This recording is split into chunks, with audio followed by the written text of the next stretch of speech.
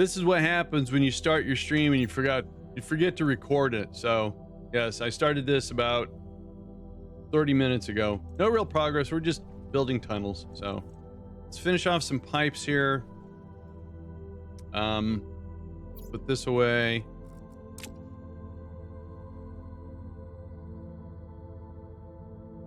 Well, we've got 15 minutes. Well, I'm looking at OBS. It says 32 minutes. So what can I say? But okay. Yeah, 32 minutes.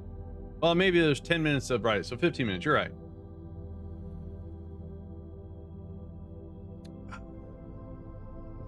How much iron do we have? Plenty of iron. All right, stop.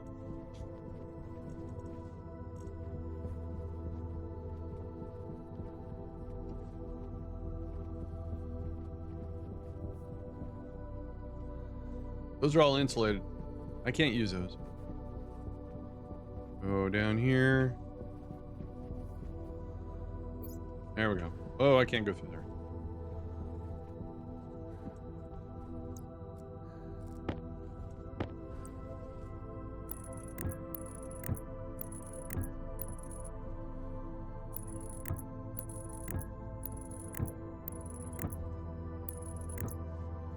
So there's the oxygen. And we want this to tie into where it goes into the filtering.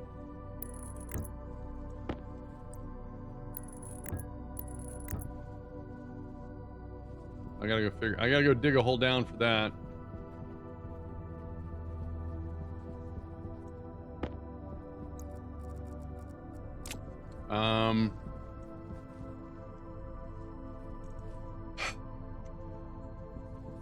So 1, 2, oh, right here, but actually right there.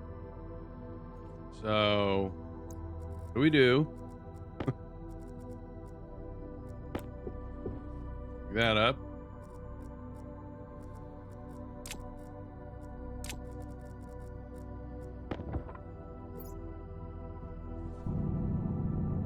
Hey, look at that. But we actually want to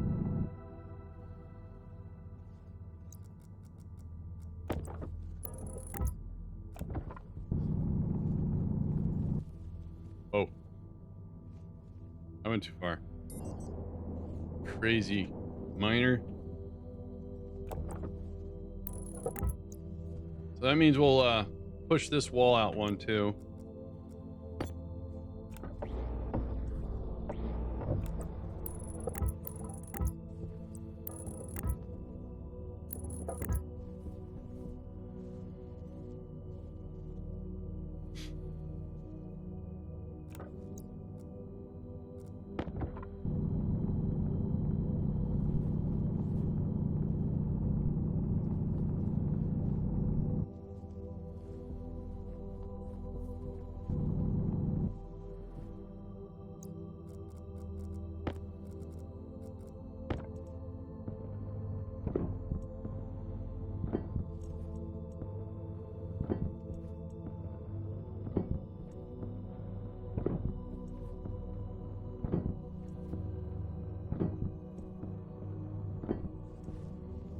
Oh, it's the sun.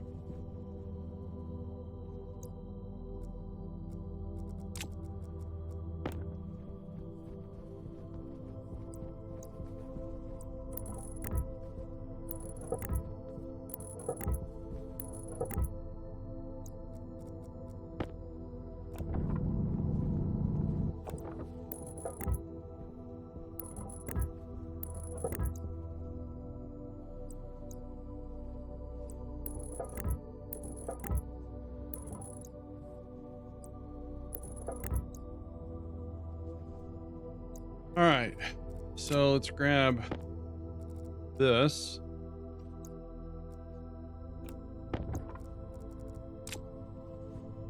And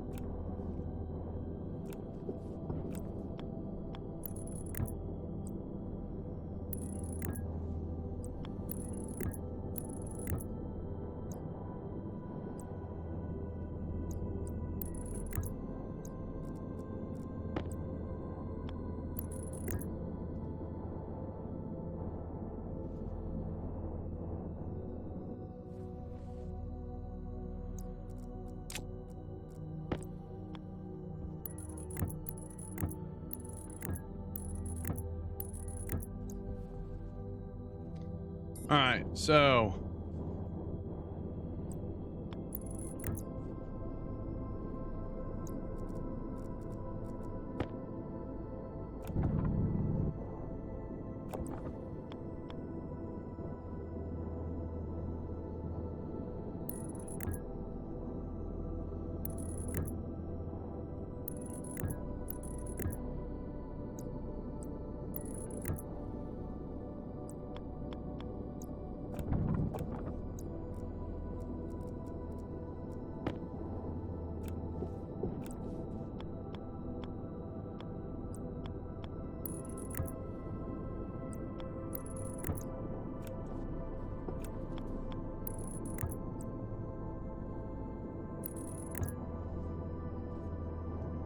cool.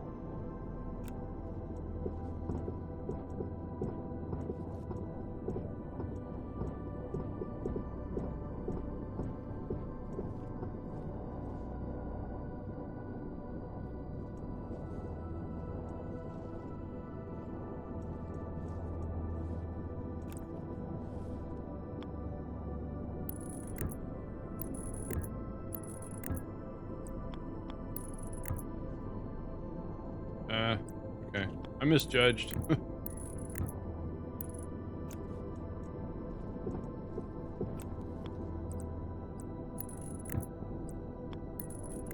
All right. So that gets that tied back into the waistline. Just have to come over here, reconnect this.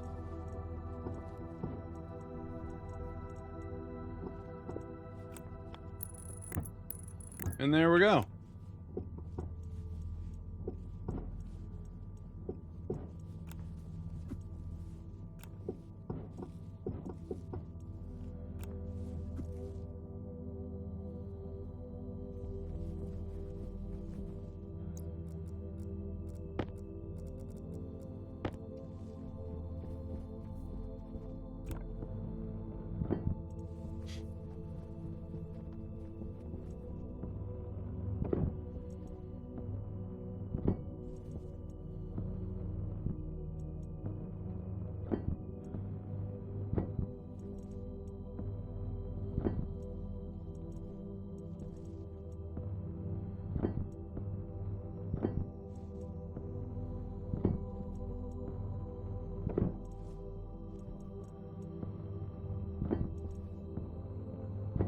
Perfect.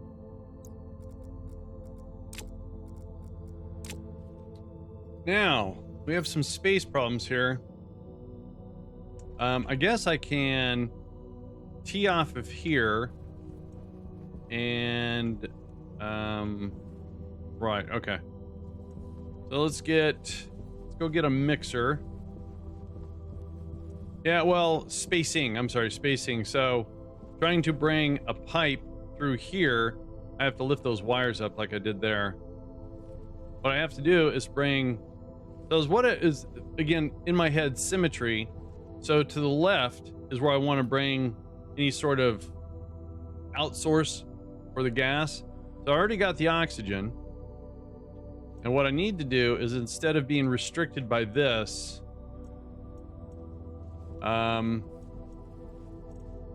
come off with a junction and there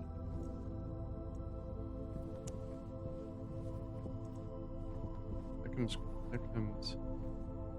All right, so I see a problem here. I see a symmetry problem. So we have junction 1 pipe bend, and here I'm going junction 2 pipes. So I'm going to make this line up with all that, just so I have some. I love symmetry. My biggest fan of most games like this.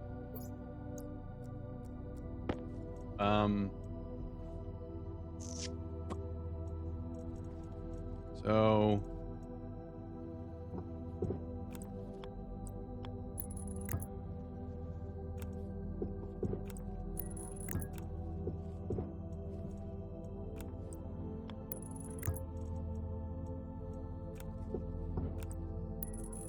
oops, that doesn't go there.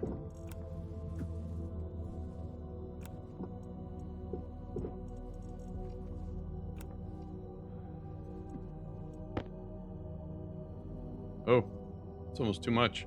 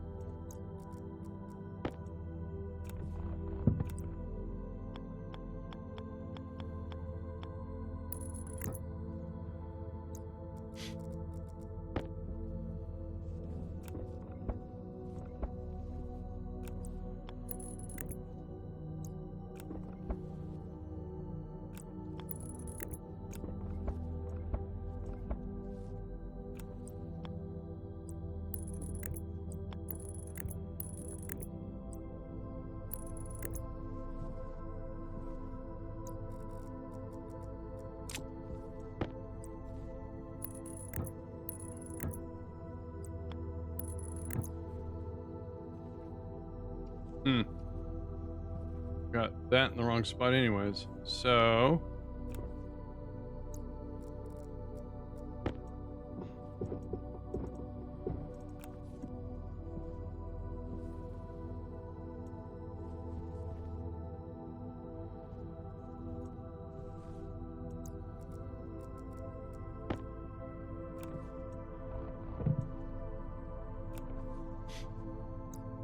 Huh.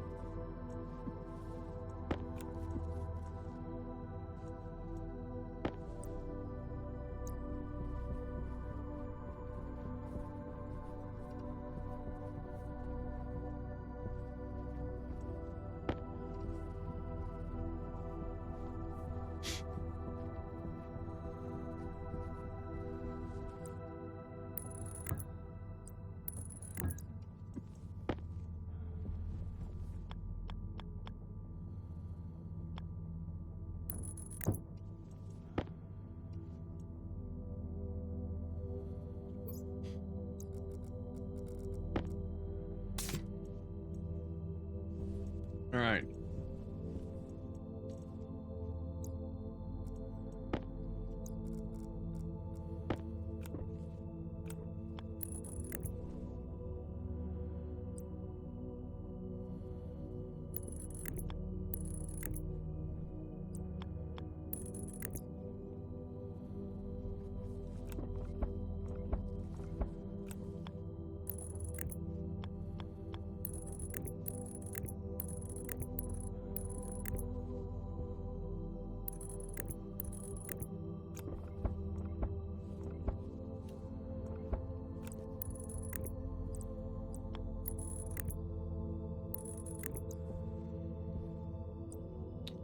I never do either. Well, why did I do that? That was weird. All right. Cool. All right, then we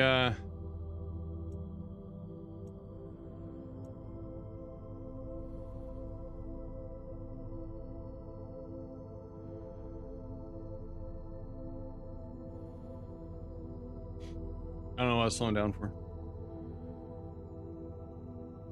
All right, 7,500. So now is what I can do, I think. I have the room. So if I come off of here, oops, wrong tool. Oh, wrong tool still. Yeah, so I can junction off of here. And so I can still control the flow, and then this will go to a mixer, so that's good. So let's turn this on. So if we 83, 83, 83. Then we turn that on. Uh-oh. There we go. Oh, it's warmer because this was warmer. Okay, that's fine. All right.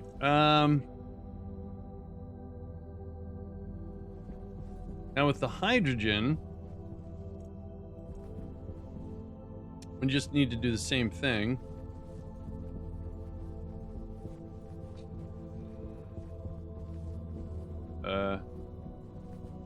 There it is. Nope. I don't have any red. Unless I left it down here. There's nothing down here. All right. Oh wait. Hey. Look at all this pipe.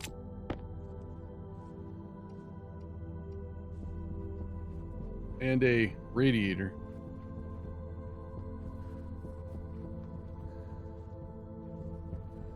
So I'm gonna oh, I need that. I accidentally pushed too much gas into a canister, you know, one of these things right here, and I didn't have enough time to open it. I panicked, so I threw it right here, and that's the crater it made, all by itself. Quite spectacular. All right, so let's go grab, I should have some red paint over here. No, that's right. Someone got annoyed with my lack of attention to detail for storage, and I put all my paint here in the locker. Let's paint this red. I'm gonna get rid of this stuff. I don't think I need this anymore, and I can push the lockers back. All right.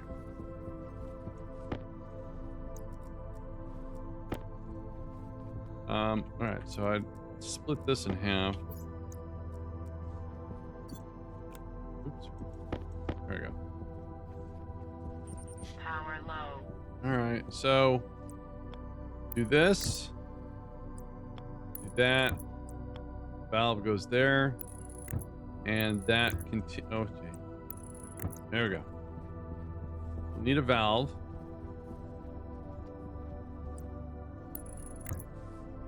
And I don't know a reason for having a refill station of hydrogen, but this is where the pressure regulator would go. So we're going to, it's going to be a valve there so we can control the flow. Okay. What we'll do is we're going to do it this way, which is the same way that one's going. And this is where the pressure regulator would be. Then we'll do, I want a valve here, and then we'll do this. Okay. It's like an excessive amount of piping.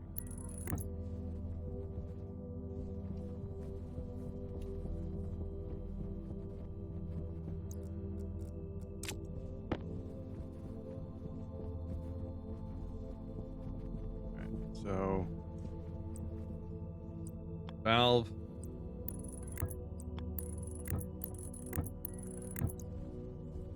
Let's leave that there. This here. So I need 2 valves and a mixer. Yeah.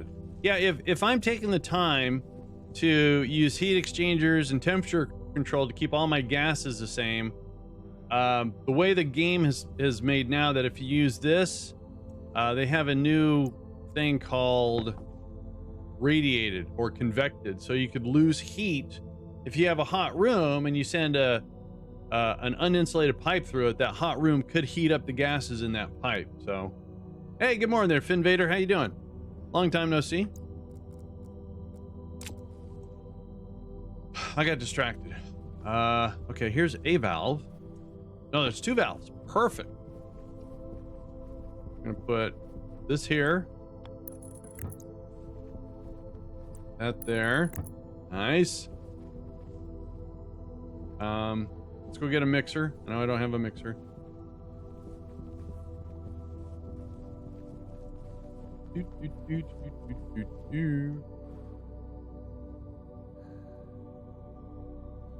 I wonder how long before stationers is used to test aspiring tradesmen.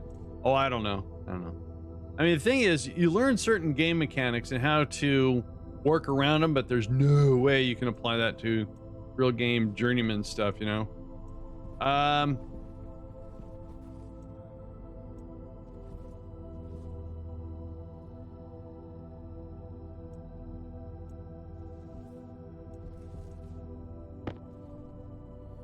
don't know why I just turned that down. All right, so I need a mixer. That would be here.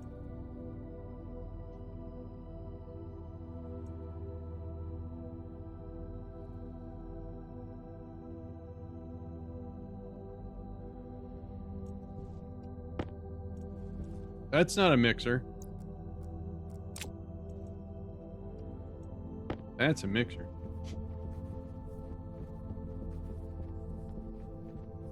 So the thing about it is, if I store my mixed gas here, we're going to run into the same problem. I need to turn that into an insulated tank. So let's say hypothetically,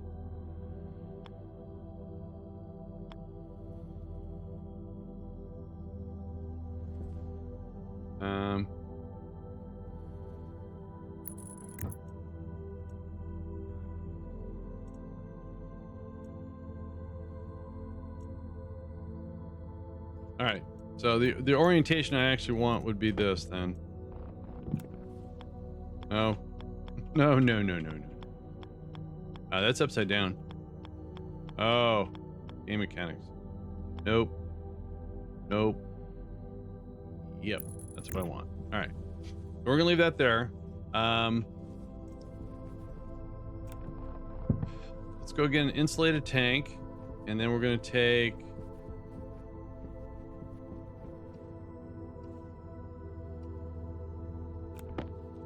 recycle these, which is half.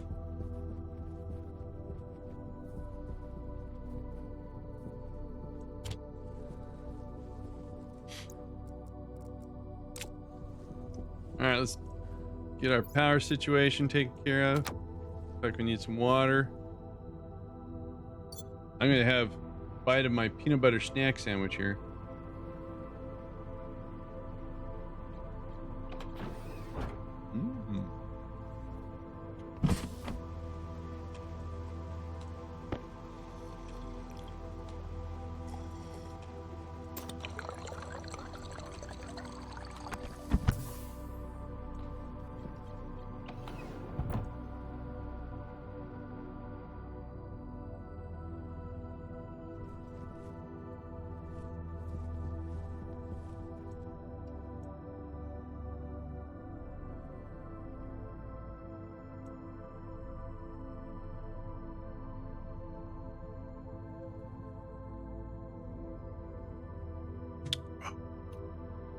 Yummy.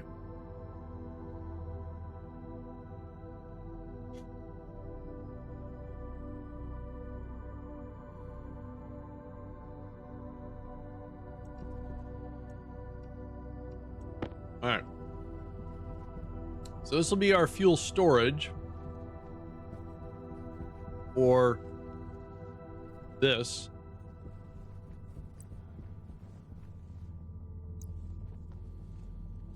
Right here.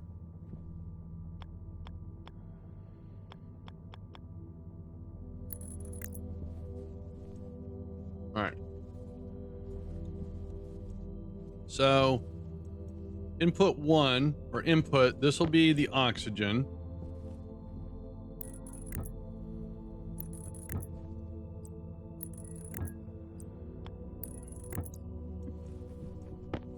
This will be the hydrogen. 1 and 2.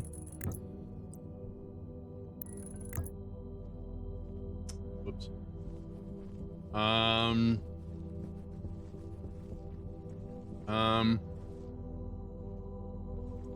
Hey, some red. Let's do this.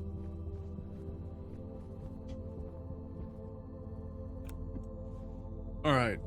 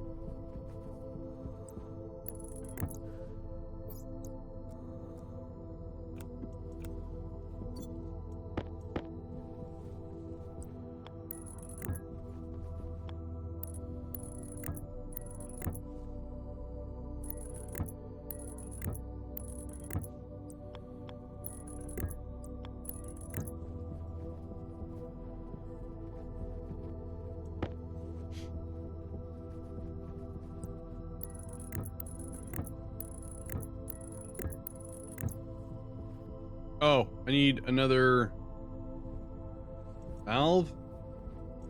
Right. Okay.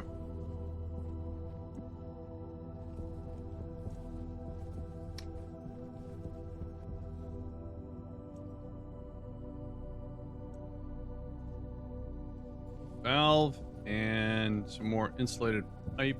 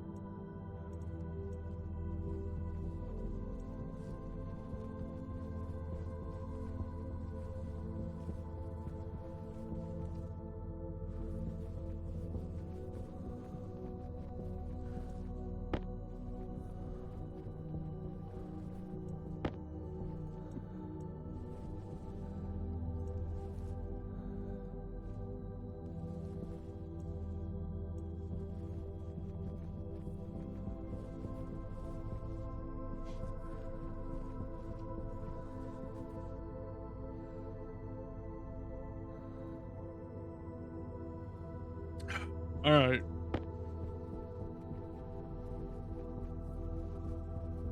So this should be the input, right? Okay.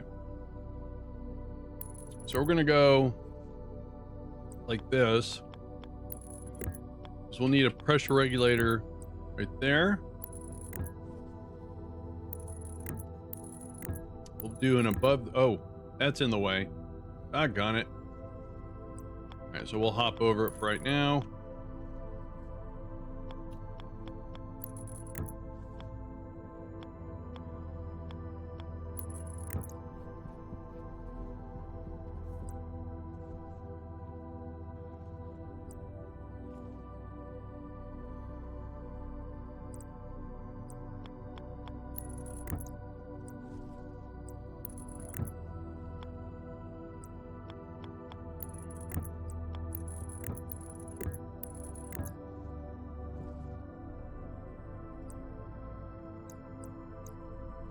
I think we'll put a valve right there.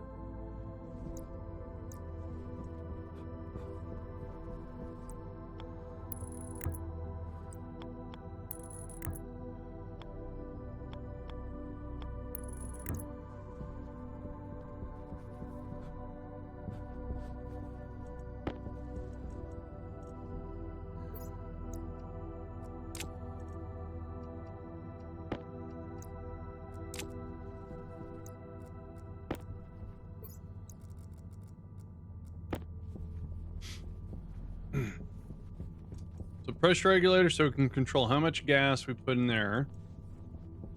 We have a valve there.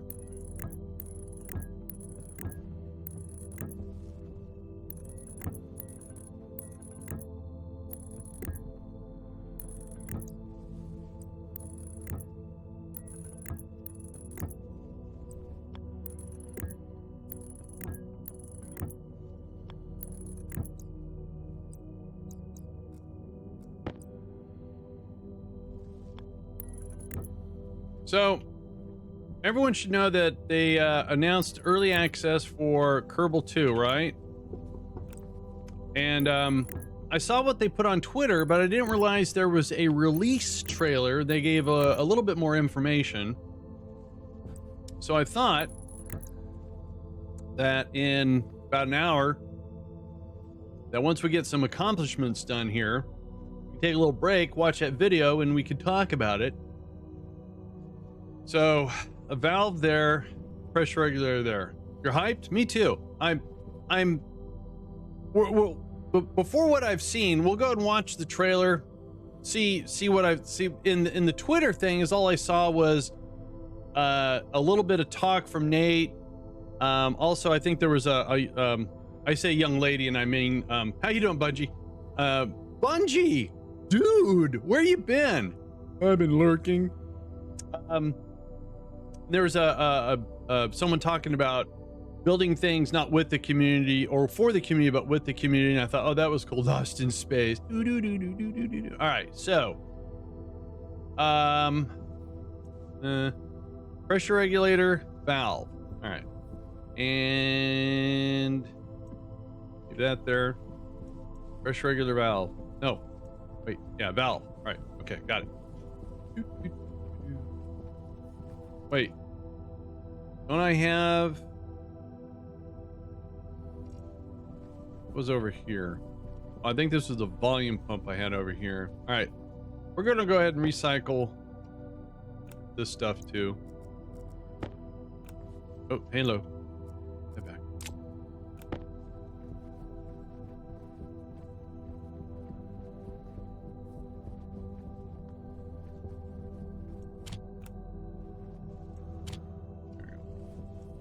I need a regulator. A lot of talk in the trailer, not so much actual. All right, well, you know, February is, well, we'll say October's already, so we got November, December, January, and the end of February. And oh, geez, how many did I make? I made 3. I hate it when I do that. So we did see last year, or no, early this year, that Take-Two financials did say that Kerbal 2 would be coming out the physical quarter that included February. So we knew it was coming. We just didn't have a date. So, but it's still, it's good times, right? Okay, let's put this here.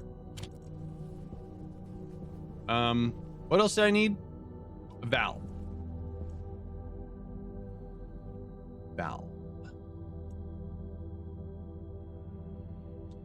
But yeah, I said in about an hour or so. So let's say like 9:15. So an hour from now, we'll go do a save, pause the game, find the trailer. Let's chit chat about it. Not that I'm an inspiring KSP, expert or anything like that. We'll leave that up to the EJs, right? So we want.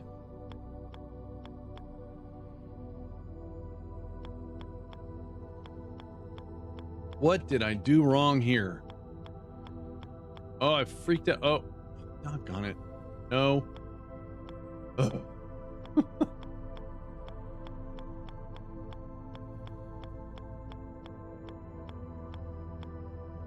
Yes. Finally. And this so we can control the flow. All right. A lot of valves. So what I need to do is, so an easy fix is just to lower that down. I think we can do that right now. Put this right there. Let's go over here. I think so, right? So if we, okay, hang on a sec, guys. I want to put some frame. I'm getting tired of falling down that hole. Are there any frames in there? Ooh. 1. Yeah, that's, I got 6 on me, so hang on. That, okay.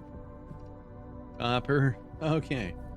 So if we do, let's call this the back door, I guess. I don't know.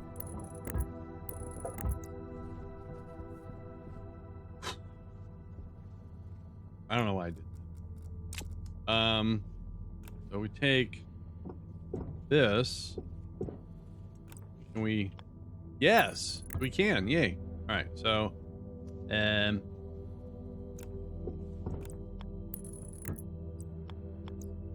okay, I can't see what I'm doing. Gotta dig it up.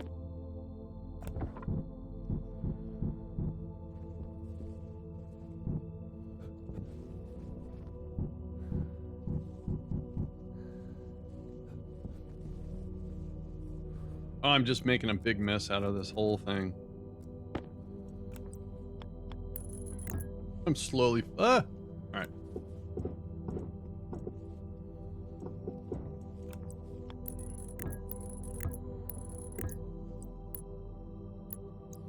Let's go find some other regular pipe. Oh, there's some brown pipe right there.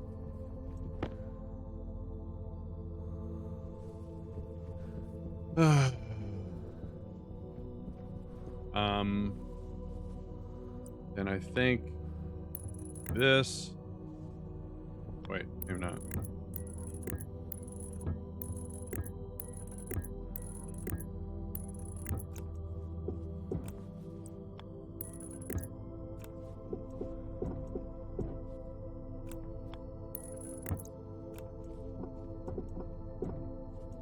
Oops.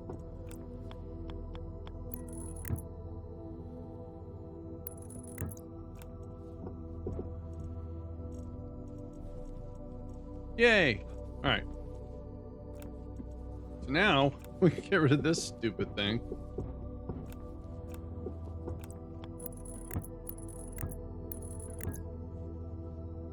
Nice. So much better. Oh, we got to fix this too. Yeah.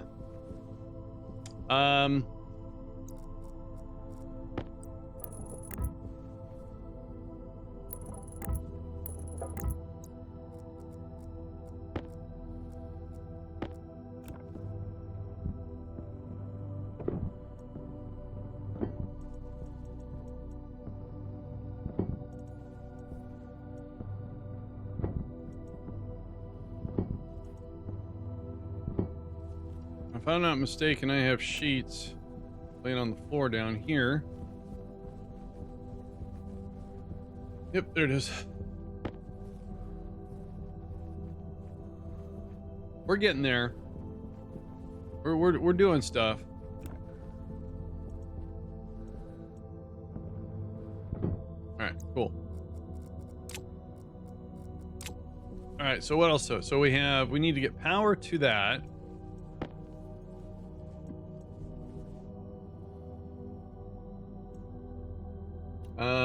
Hang on a sec. Where's that brown pipes I had? All right, let's redo this. That's the input. That's fine. The output. This gets moved.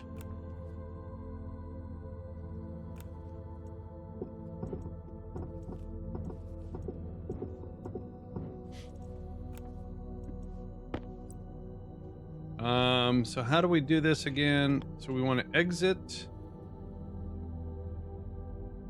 Right. And then we want to do a junction. Oops, I had it right. Then we do a back pressure regulator, volume pump. All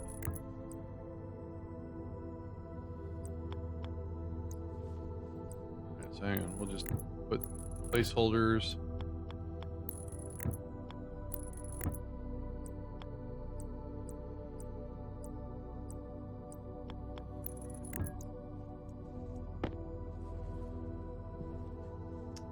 Okay. Bummer. It doesn't quite line up. So then we go down.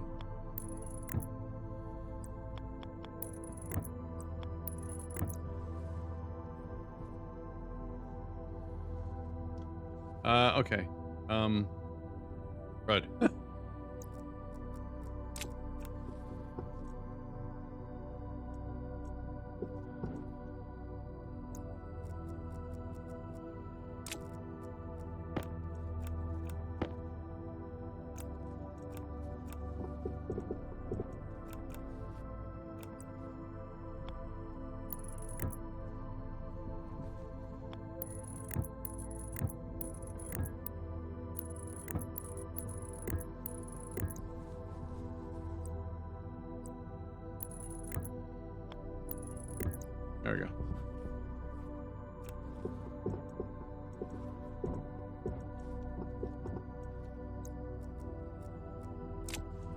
right, so up here goes back pressure regulator. This is the volume pump.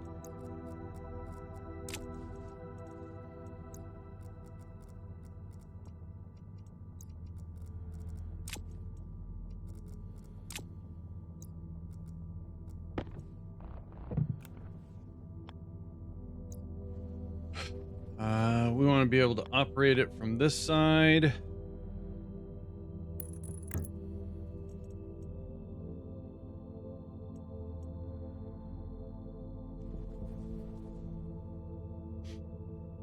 Oh, you know, that's lucky for me. I made all those pressure regulators.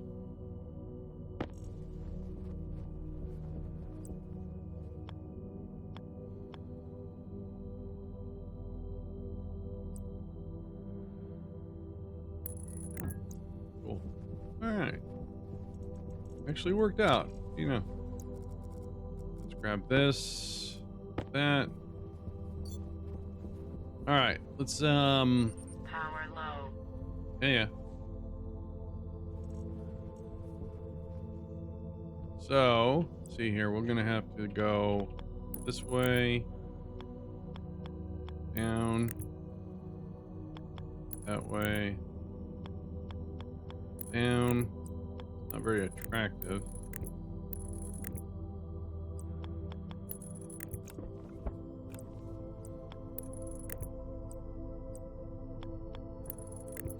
Cool. And on the back pressure regulator, we'll set this to 2800, I think.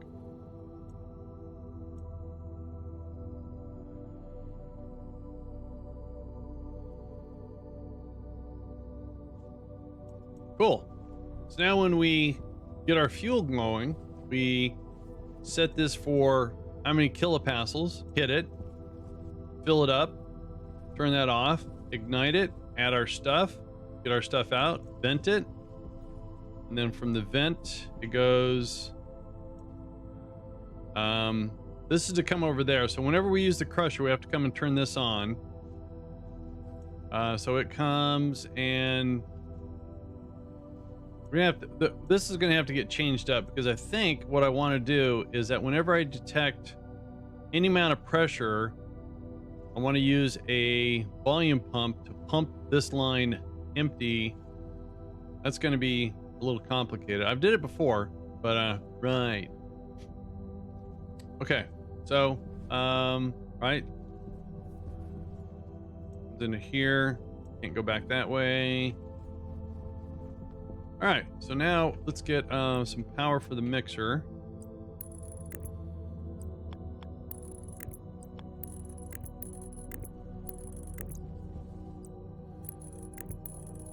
Oh wait, please don't turn on mixer. Good. All right. This is exciting. Poke myself in the eyeball. So the gas mixture is 66% H2 and 33%. I have to look up an old note here real quick. Stationeers, is that the one I want? No, not at all. Why does that say Stationeers? Oh, it had the gotcha, it had the this was the logic I used. Somebody shared this with me.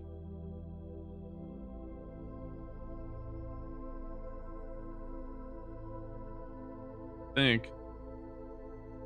Oh, I guess not. Wait, maybe. No, I guess I don't need this anymore. All right, whatever. All right, that's for server, and finally the last one. All right, so according to this,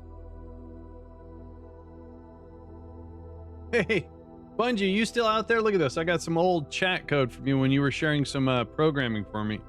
Look at that. We are looking for furnace. O2 is 34%, H2 is 66%. That's some old stuff. So we want this to reflect. So this is input 2, that's input 1. So input 1 is going to be 34%.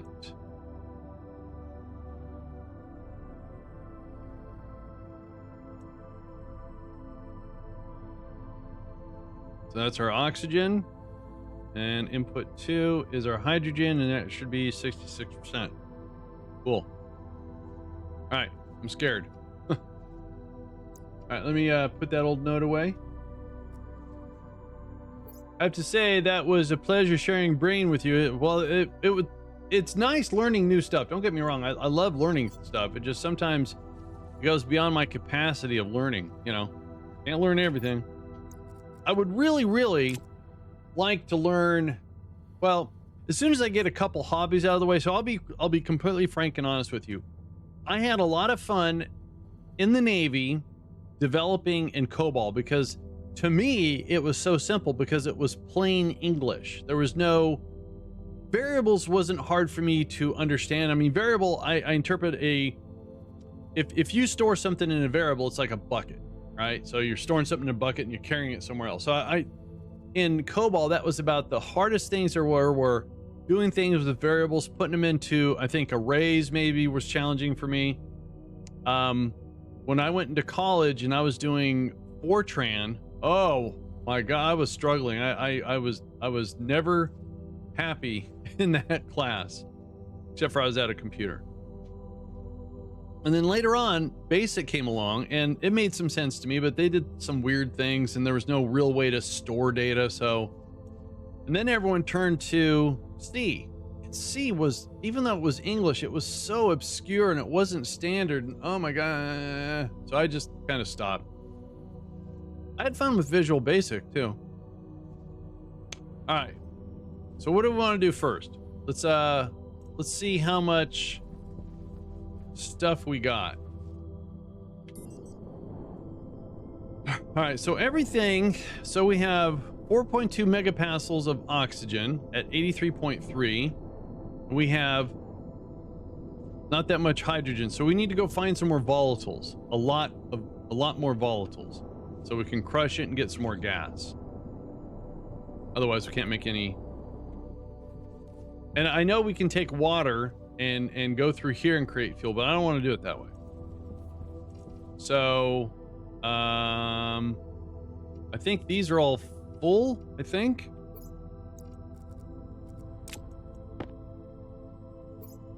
That's got iron, copper. Oh, a lot of ice. All right, so I need to make another backpack.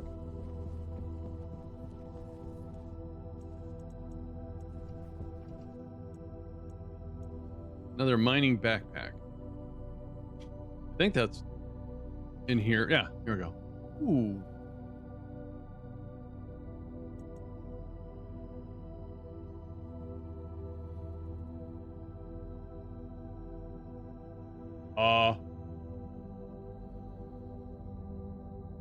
What is that? Seriously, what is that? A little bit beside myself here. I didn't know there was such thing as a... Oh, that thing looks so beefy. Holy shnikes. Okay.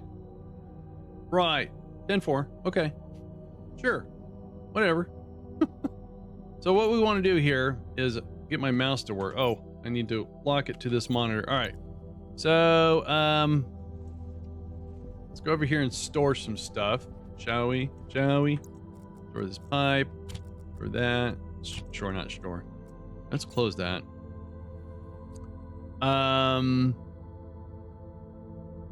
So we're gonna need this because we're gonna do some digging. This can come down here. In my suit, we're gonna take the food out and store the backpack in there. That backpack is okay, but no jet.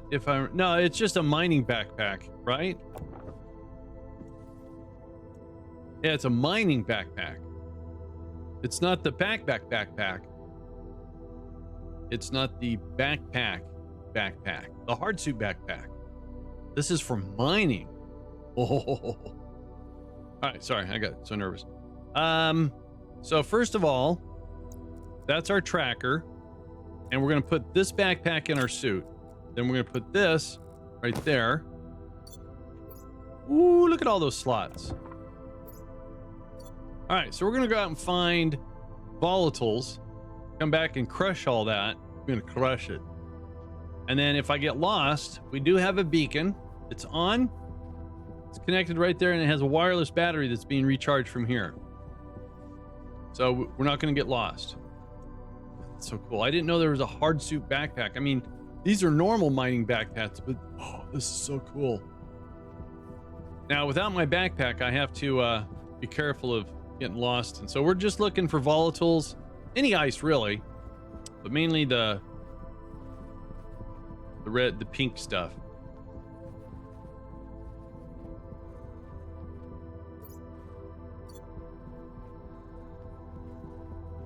Oxide would be okay too. That's ice. That's water though. Oh, there we go. That's what we're looking for.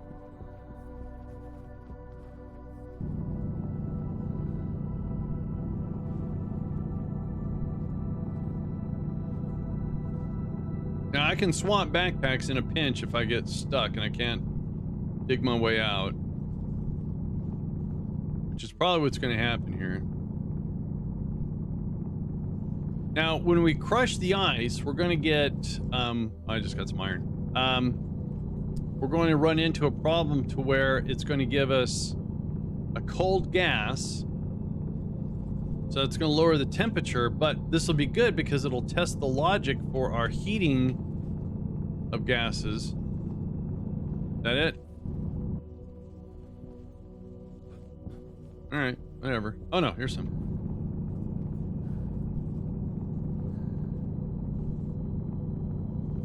And then on the return side,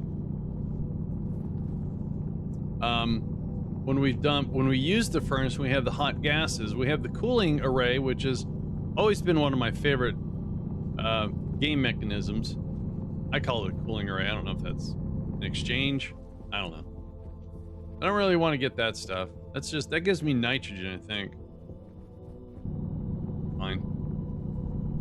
It's ice.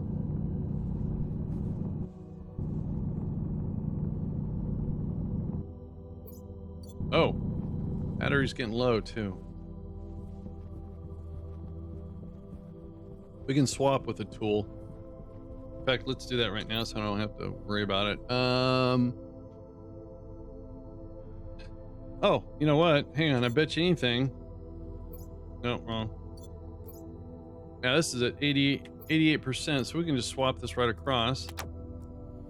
And the silicone. I want silicone. I just want ink ice.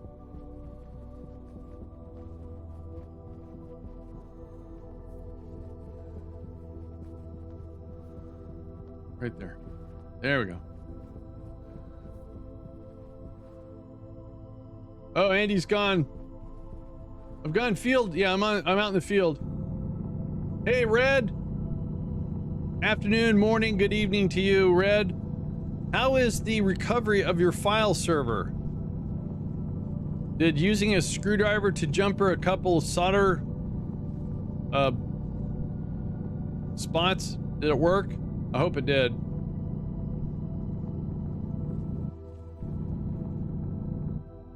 You're getting there. All right.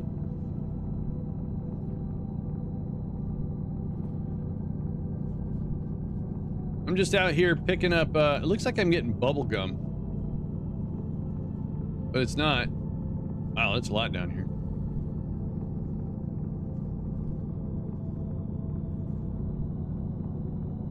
Guys, there's a link there in chat for Mr. Red Munchkin Gaming. He's a fine entertainer on Twitch, not a content creator, not a streamer, entertainer, all right? I would highly recommend that whatever you're doing right now, unless it's life-saving, like if you're a first responder and you're doing something with a defibrillator, don't stop doing that. But if anything short of that, I would go give him a follow right now. Unsurprisingly, clearing the corrupted BIOS did not fix it. Oh no! Oh. Crud. Can you... I hate to say this, but... And I'm... Oh, I don't have my jetpack on. I hit J. Can you flash to a previous version of BIOS? Can you get to that prompt? Oh, that's nice. All right. Yay, ASRock. Never mind. My tech suggestions are done.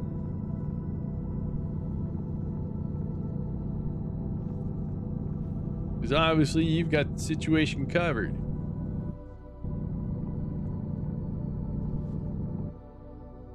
Yeah, if you stick around for about another half an hour to 45 minutes, I'm gonna go watch the trailer. I haven't seen the KSP2 trailer. I saw what they put in Twitter, but I didn't see I didn't know there was a full trailer. I was gonna go play that trailer and we're gonna chit chat about it. And then Monday, I'll be playing a brand new game. I'll be playing the Gotham Knights, which is, I think, still in the same storyline as Arkham, I think. You know, the Batman Arkham Knight. Oh, okay, we'll take that. I had a BIOS go pear-shaped once. Not all is lost. All right, good. I always used to be, how do you word it? I always used to be Johnny on the spot with always upgrading stuff, making sure, oh, my BIOS, checking the BIOS, going, downloading, flashing them. And then it got to be tedious because sometimes they would change where stuff is stored. So when you go to make the changes, then they change the verbiage of it. So, you know, I hate to say it, the only time I've flashed a BIOS is like on my streaming PC, I had to flash the BIOS because the RAID controller couldn't see beyond 2 terabytes. And I bought 2 3 terabyte drives when I was doing, you know, a RAID. And so I had to flash it. I don't see any more stuff in here. Whoa, that's a long way up. All right, I think actually I have enough. I've had enough. Okay, let's swap. Woo. Hey, it's daytime. Who would have thought? Bleeding Edge. Updated all my network equipment last night, and I'm playing cleanup, stupid firmware updates. I don't see my base anywhere.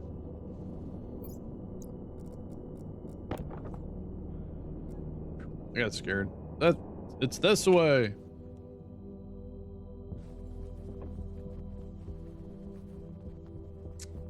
But yeah, I would always make sure, you know, firmware, drivers. I was always, like I said, Johnny on the spot on it until once when they, I don't know when, oh, there's my solar panels. I don't know when they changed from the non-GUI to, oh geez, to the GUI BIOS interface. But when I had my Asus board that I had at the time, which I can't remember which one it was, when they went to a GUI and it wasn't such a well-tested upgrade, it didn't brick my computer, but certain things didn't work anymore, and I had to wait for an update, another update, and finally they got us. And then I said, you know, I'm not doing that anymore. Breaking my stuff. All right, so here we are. We're back. All right, put this back. And we are going to, nope, that's not what I want to do.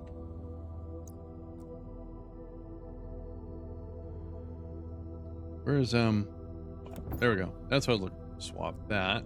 Go.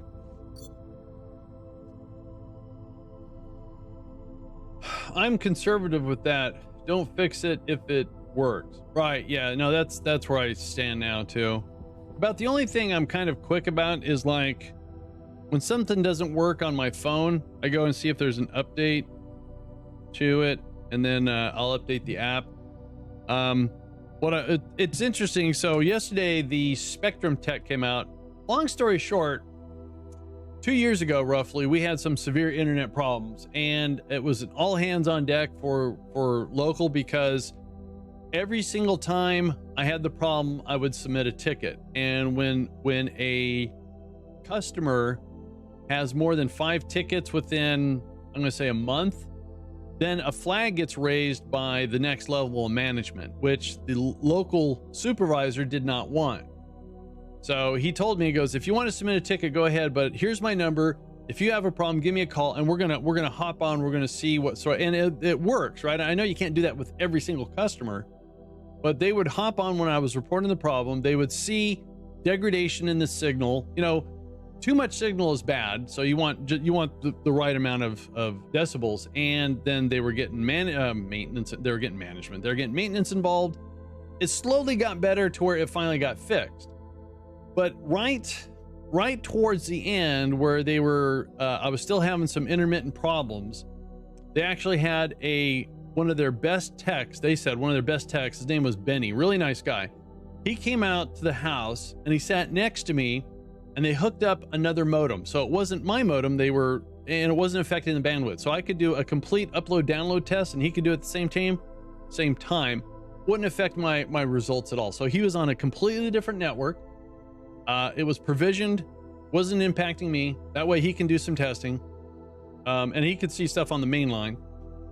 And unfortunately that day he sat there for 6 hours.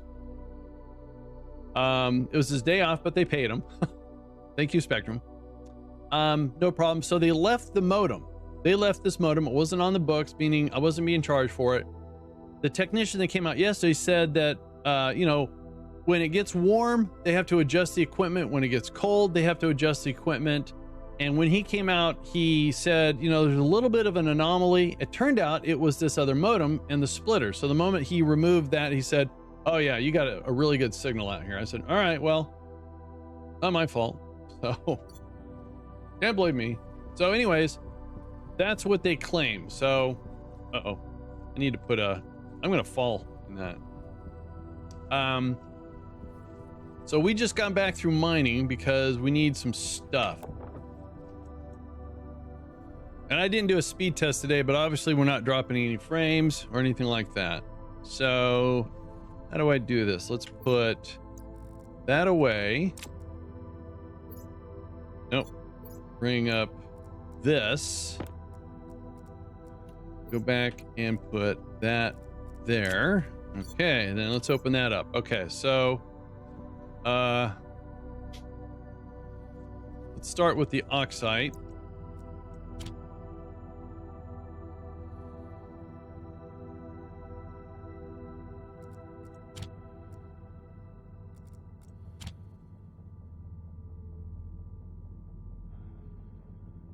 And the ice. Now the ice dumps water, right? So that goes down, but then it equalizes. And then what we should see, right. So if I open this up, so right now, let's just double check here. We don't have any pressure or anything like that. But if we open, whoa, okay, I need to fix that right now. I don't have any stuff to fix it right now. Let's go over here and find something to fix. I'm going to keep falling in that hole. No, okay, fine. All right, I'll be right back. Hang on. There you go. I had to reroute some plumbing here. That's done. That back.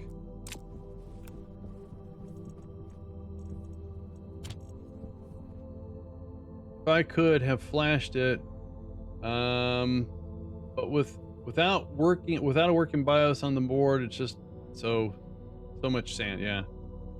But being an old 2016 server board, it did not have the reflash option, but luckily because it is a server board, the BIOS chips, oh, they're an IC housing. Oh, look at that.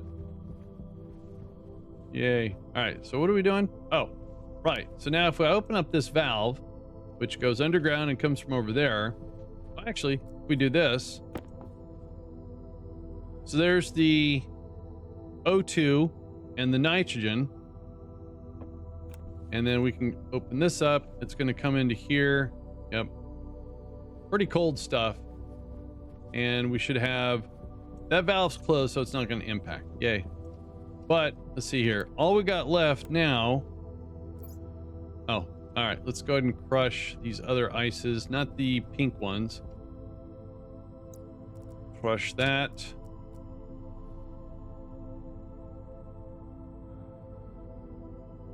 Push that. And then what we'll do is we'll open up this valve. Turn on the filters. We'll go over here and smelt this little bit of iron. That should go right there. There it goes. All right, so as soon as this gets down to 0, then I'll shut this valve. We'll crush all the hydrogen and we'll get some, or the volatiles, we'll get the hydrogen.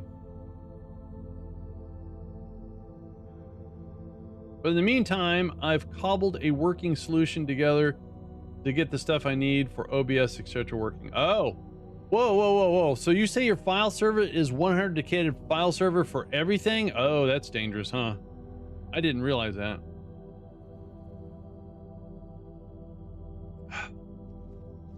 All right, so let's close this. Turn this off. That. All right. Yeah, that's putting all your eggs in one sack. I mean, but when you got backups running, sure. But it didn't help to have backups when, yeah, I get it. Hopefully we don't have an explosion.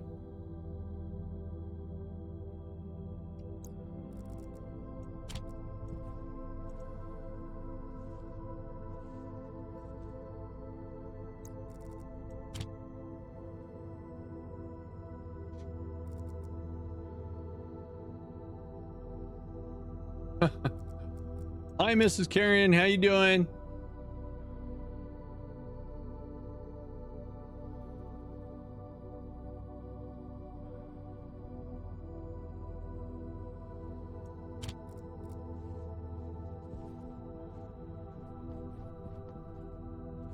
What we're trying to do is get enough hydrogen to mix with the oxygen so we can make some fuel for our furnace so we don't have to use it at night anymore. Night only.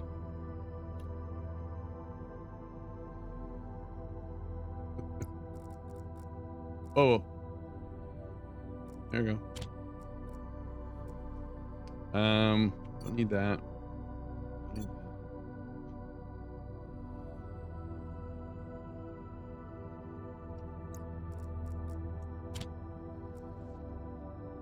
So again, if you've haven't been on the social network and you care, they officially announced a early access for Kerbal 2, KSP2.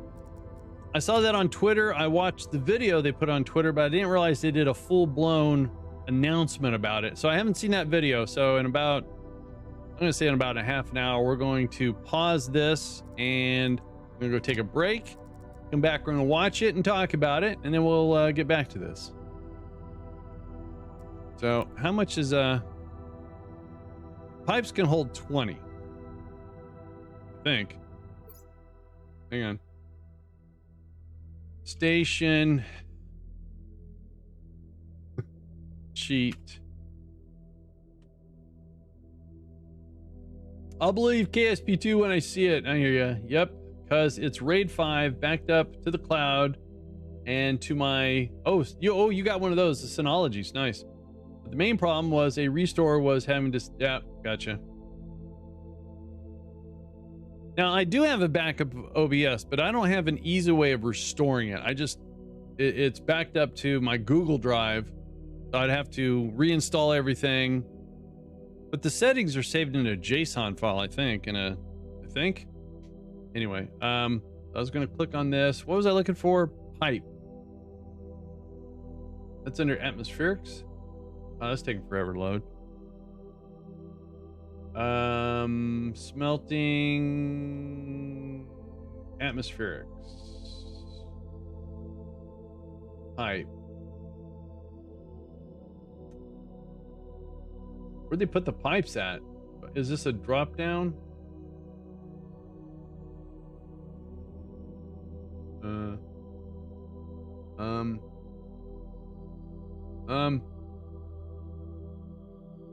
Not a drop down. container pressure. Oh, pipe, 60 megapascals. Oh, all right, 60. Yeah, oh, we're fine. We're fine. All right, cool.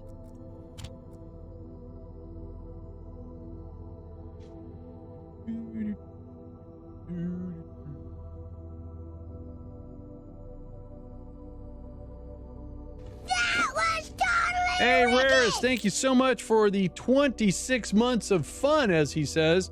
That's a boozled bean. Thank you very much. See what we got going on here. Raris, thank you very much. Appreciate that. We have got... This is spoiled milk or... I'm sorry, rotten egg or... God, I forgot. Hang on. Rotten egg or buttered popcorn. I would much rather have the buttered popcorn.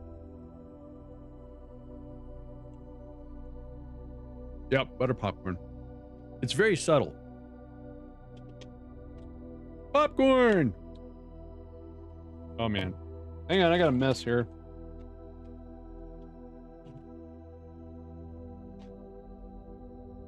I have a bunch of stuff on my desk that should not be on my desk, and I'm waiting for Monday. That's when my GoPro gets here because I have a bunch of stuff to connect to it to make sure it works. Popcorn! And once I get that and play with it and get stuff to work, then my desk, I get all my space back.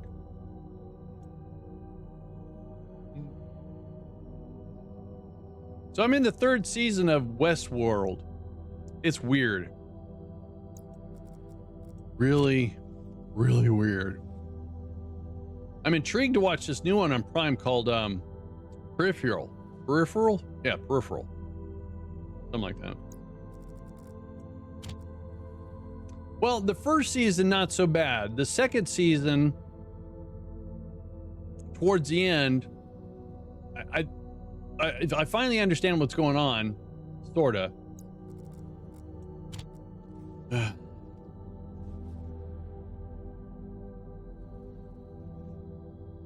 But I have been binge watching it because Alex wants to watch season 4. I said, well, I don't remember watching season 3, and I don't even remember what happened in season 1 and 2. So I have to catch up again. Which, like I said, I'm on the 2nd episode of season 2.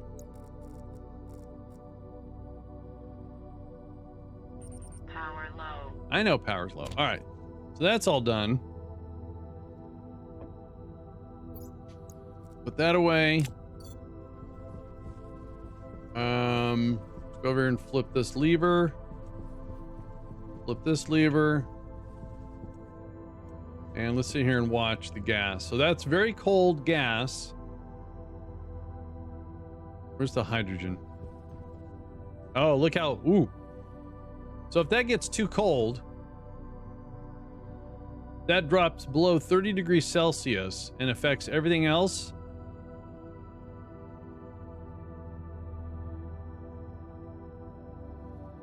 So that should affect the water, right? Let's bring the water temperature down. All right. I think we're going to be okay. Enjoyed Westworld. It was a bit strange in season 2, but it all becomes clear at the end of... Oh, okay. All right. I'll keep with it. I gotta. All right, so put that there.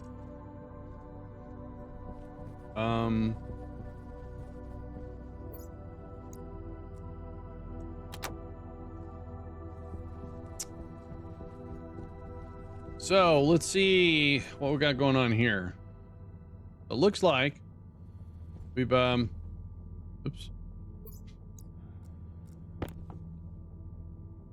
Yeah, there's some sort of weird bug. I can't get everything out of a pipe network every single time. But with the amount of whatever's in there, see, it doesn't even tell me what's in there. Oh, it's a little bit of volatiles. All right. Close that off.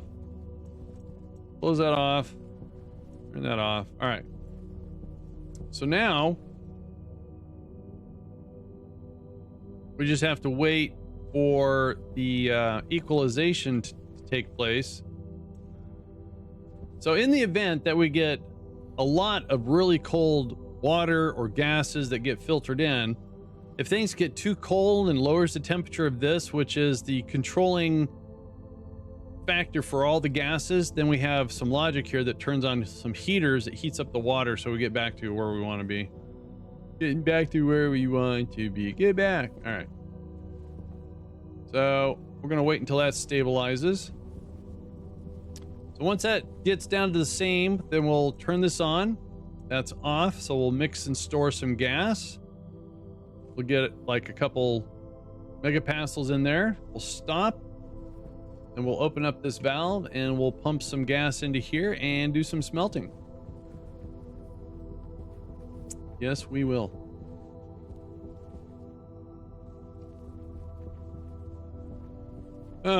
Okay, so don't need that on. Open that up.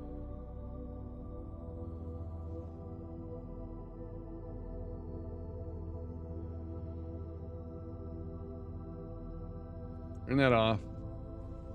All right, that's all the reagents now, and I'm just gonna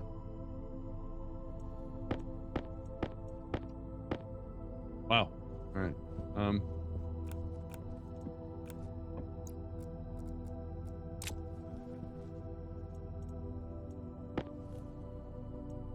I'm gonna fall.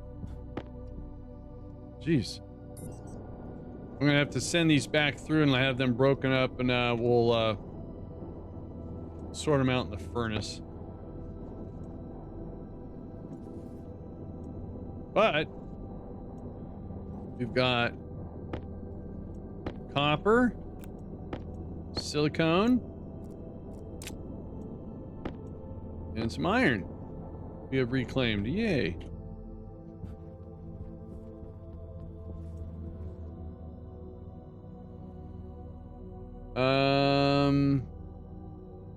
Oh, I think what happened was Sky, a cable satellite provider, moved it to a premium channel that was... Oh. Yeah, it's on HBO for us.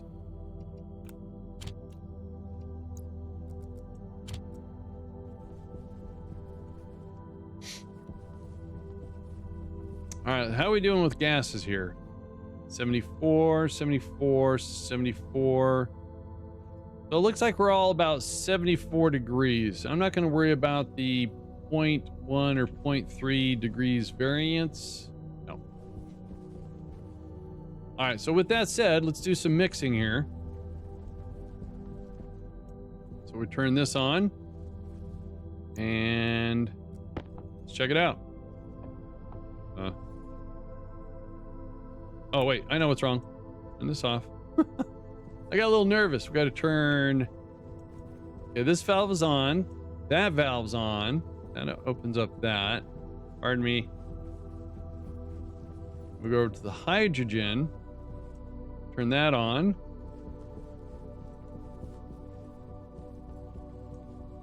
We turn that on. Now we can turn these on. Still nothing. What's going on here? Got oxygen, but I don't have oh, I don't have the pipe's not connected, Andy. I know. Stupid. I know. Got a little bit ahead of myself there.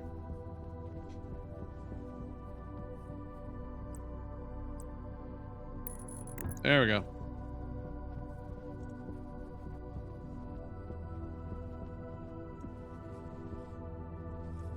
Now, third time's the charm. There we go. Perfect. 6634 with a temperature of 74.3. Nice. Let that fill up for a little bit. And we should be seeing our volumes of CO2 or O2 is going down, and should see the same thing over here. Good.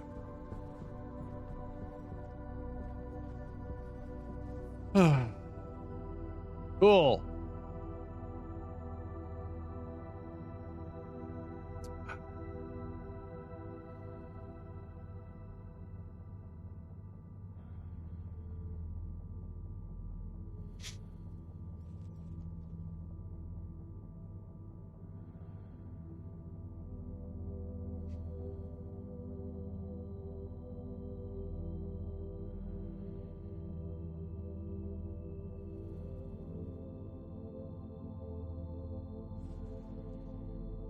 Let's get up to 3 megapascals.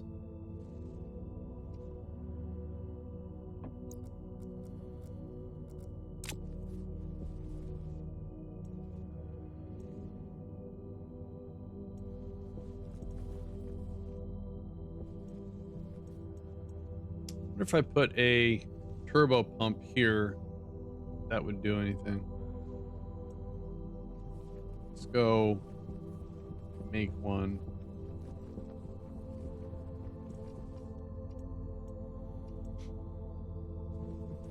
Hunger caution. All right, I'm on it.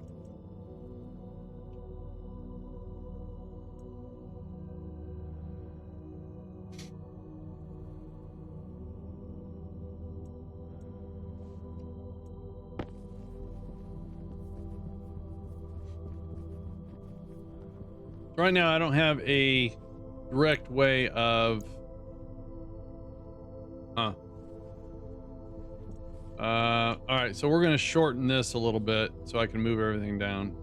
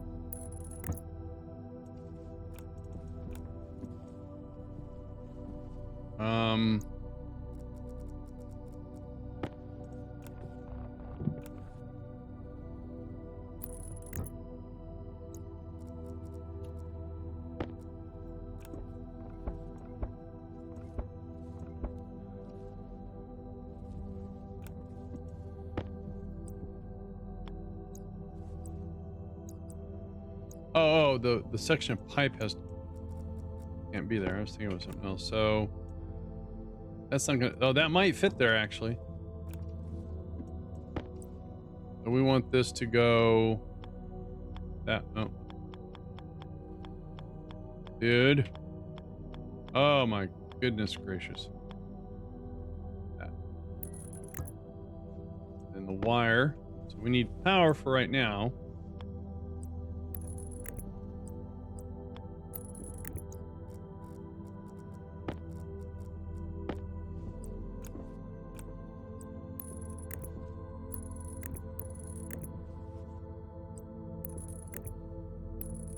There we go.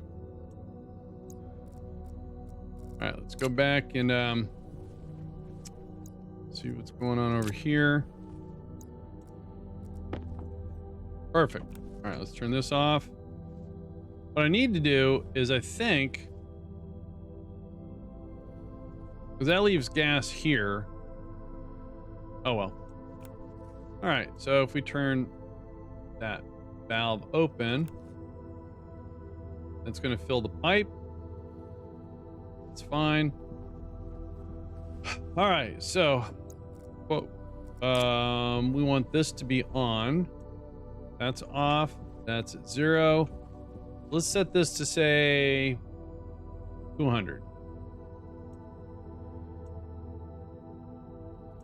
We turn that on. That's filling with gas. Very cool. And then what we'll do is we're gonna pull apart a reagent here. Uh-oh. Oh, there.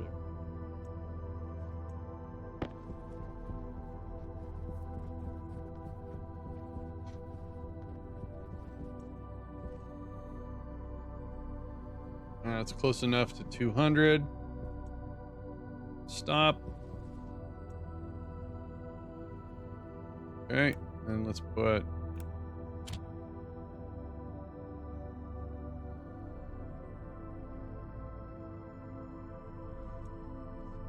neat.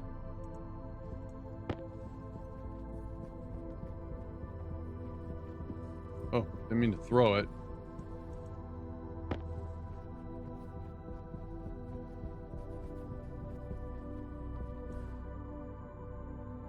wait a minute.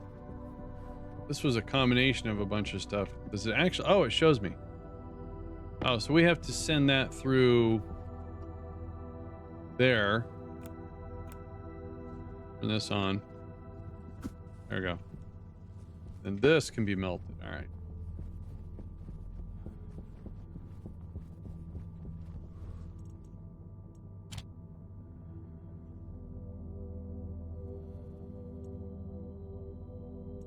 Cool. All right. We have reclaimed some steel.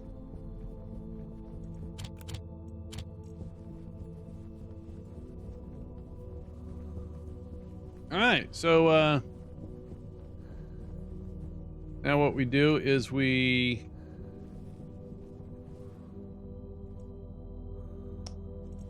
set this to 150. So if that stays closed and we turn that on, that's going to pump to here. No. Oh, interesting. All right. That's fine. Turn that on. So we won't backflush there. I won't backflush there. Let's set this to 200 liters.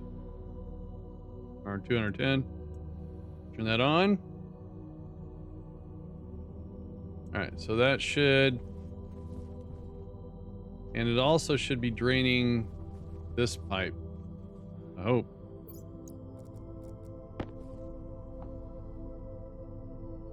Yes, it is. Sweet. All right, cool. It's a little convoluted until I get some logic in here. This drain station needs to go somewhere else. Like maybe right there. That way I don't have all this here.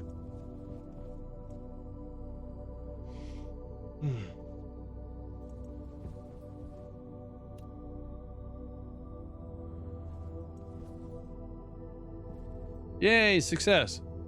Cool.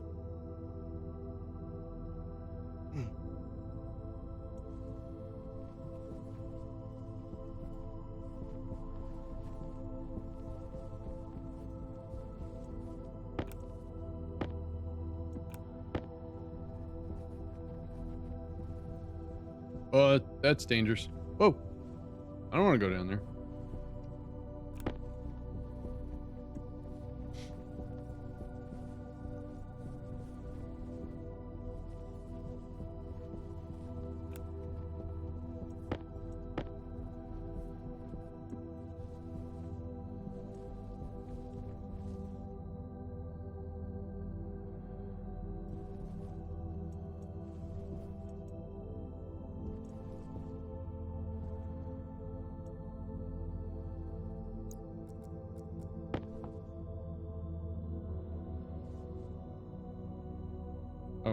That on? I left the crusher on.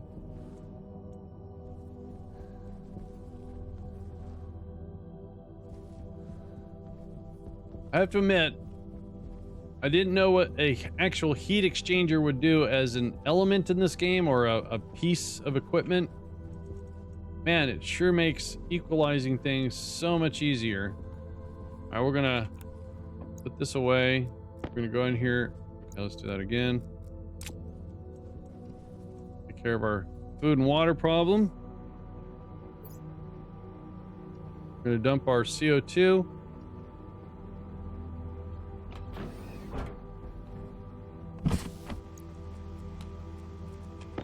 Waste tank critical.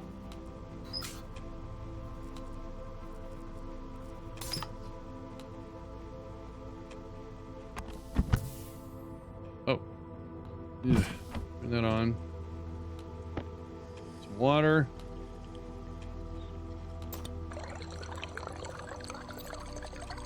Food.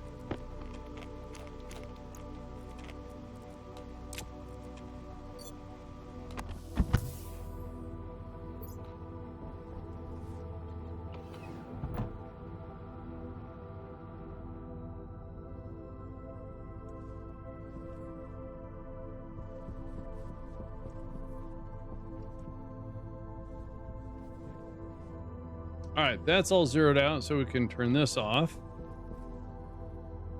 Now this records what's in here, which I guess is okay. But see, I don't know what's going on here. That means I have to do this.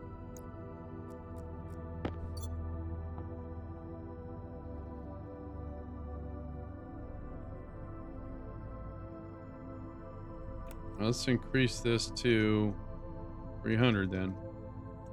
310. It's going down.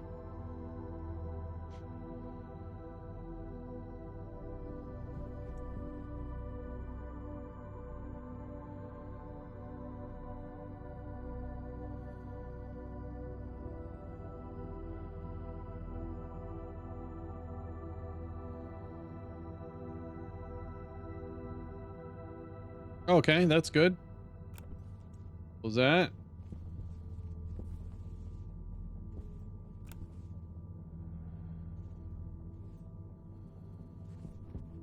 Oh, very cool. All right, so the turbo pump seems to work just fine. So everything in there is 233 degrees Celsius. So I don't know what temperature that really is. So hang on.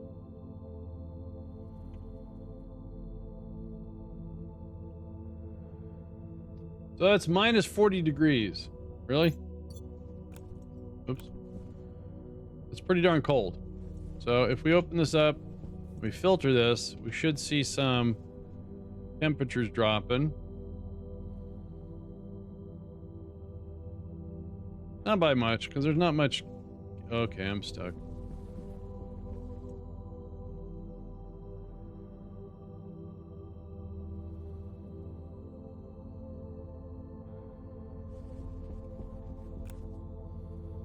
All right, it's done. Even though this is still has 2 passels in there, for some reason, the filters aren't pulling it out. So we're gonna go ahead and close that. Those off. All right. Hi guys. I'm gonna do a save. I'm gonna go take a little stretch break, bio break, and we're gonna come back and watch the Kerbal 2 trailer and talk about it, and then we'll come back to this. All right. So do that, and then I'll be right back.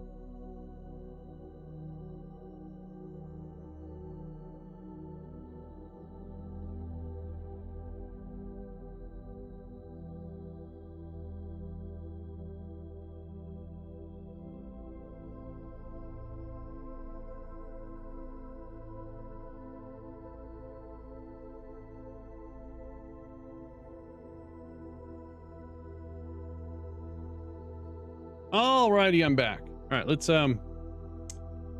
do this. Let's go find let me mute my desktop. Let me get my headphones on. That way whatever is being said doesn't go over twice. All right, cool. So what we're gonna do is it was announced, and this is all I saw. So let me find it here real quick, so you guys can relive what I. So I type in Kerbal program. So I saw the following tweet. Right. So this is what I saw right here. I saw this tweet. I watched this, but this is only 1 minute and 11 seconds. So, but there's a full-blown trailer. Let me do this. You go over here. Pause that. And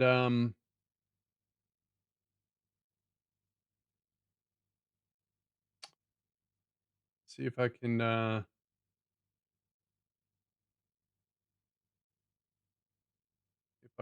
find YouTube trailer. So if I go down to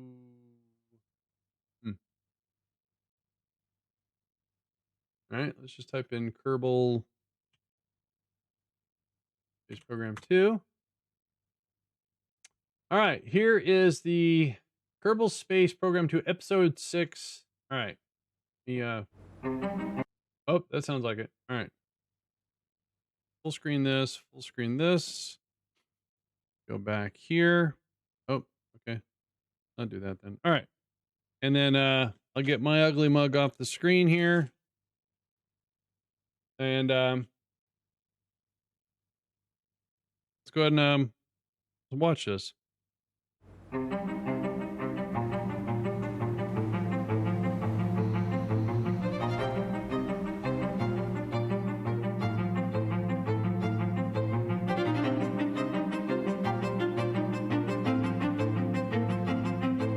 For us, failure is not only an option, it's like absolutely mandatory, right? It's the way that we learn and evolve.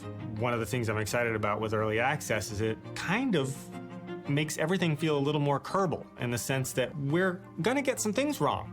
We're gonna make some assumptions that are incorrect. We're gonna fail out loud. Like there's nothing more Kerbal than that, actually.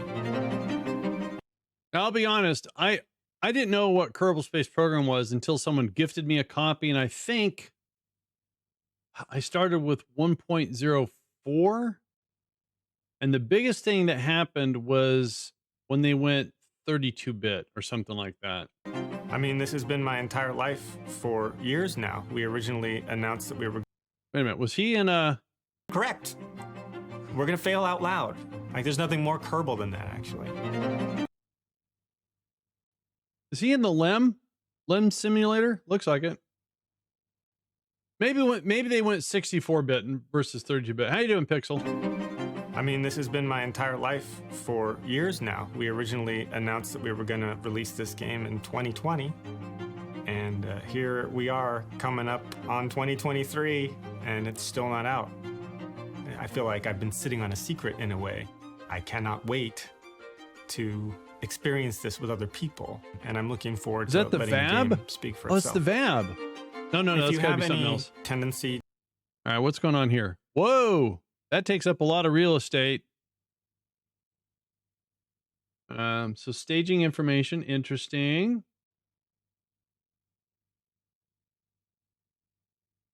This looks like a replay feature, though.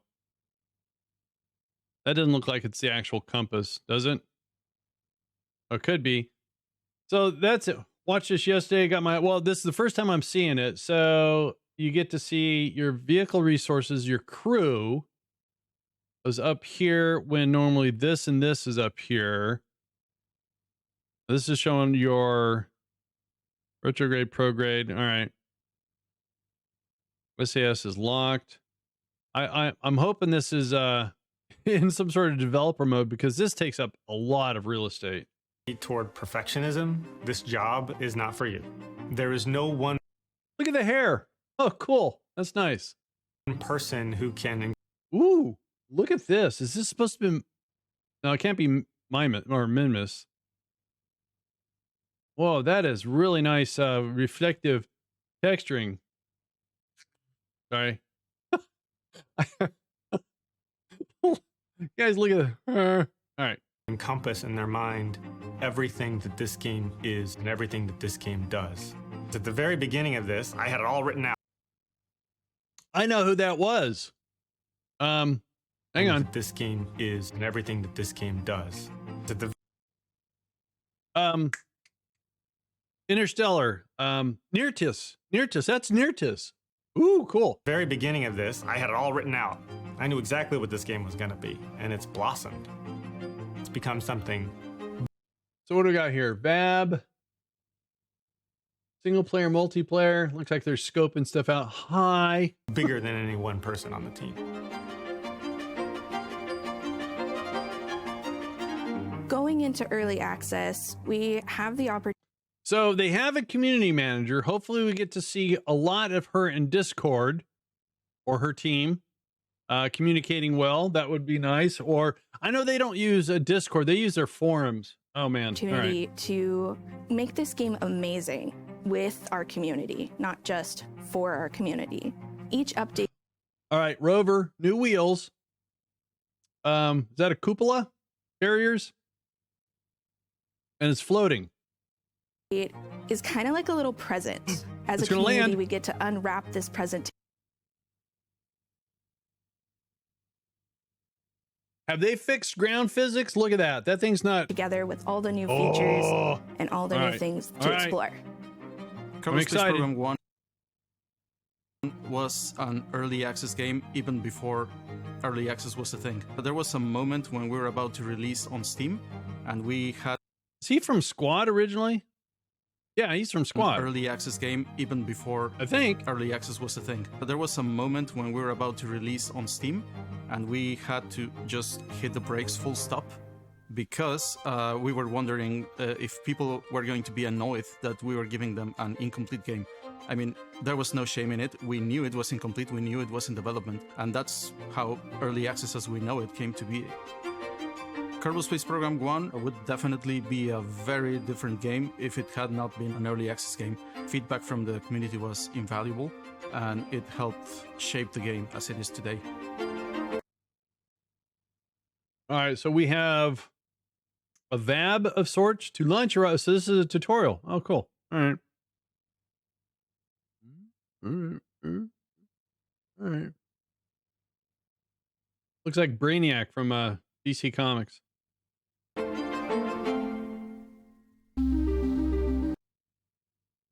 Oh, I hope this is resizable.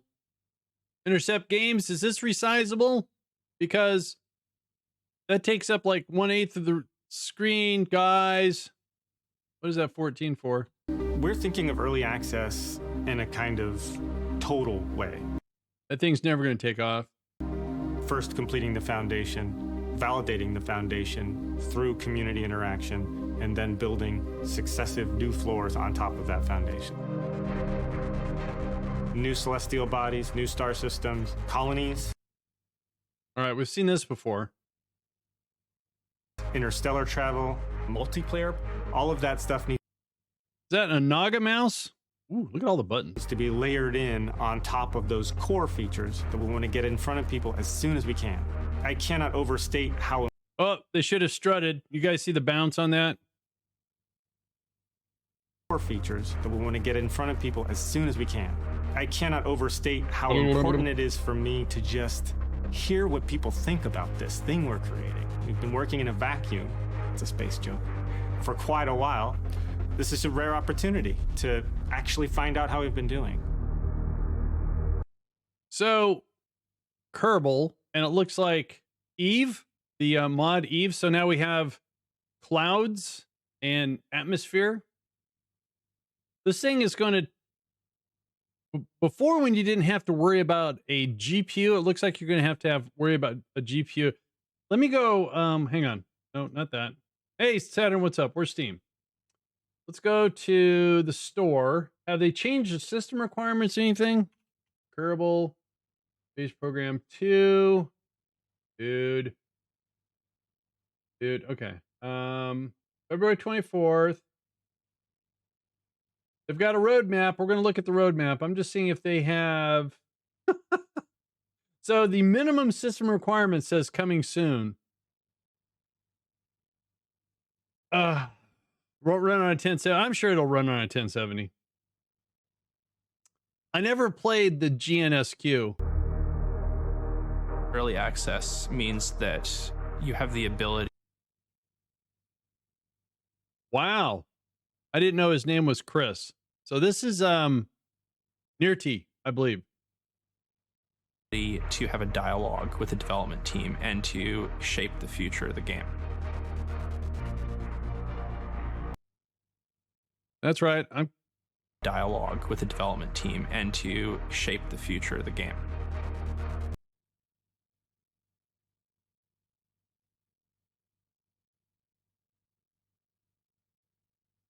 just looking.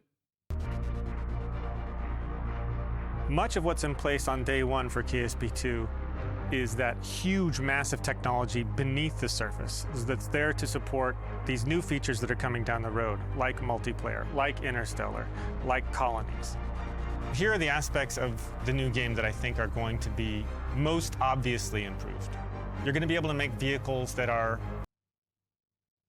That looks amazing.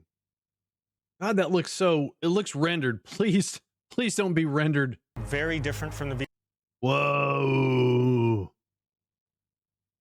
vehicles you can make in KSP1, and a lot more tunable in terms of their shape and performance. Wow. The way that we're showing Whoa. Look at the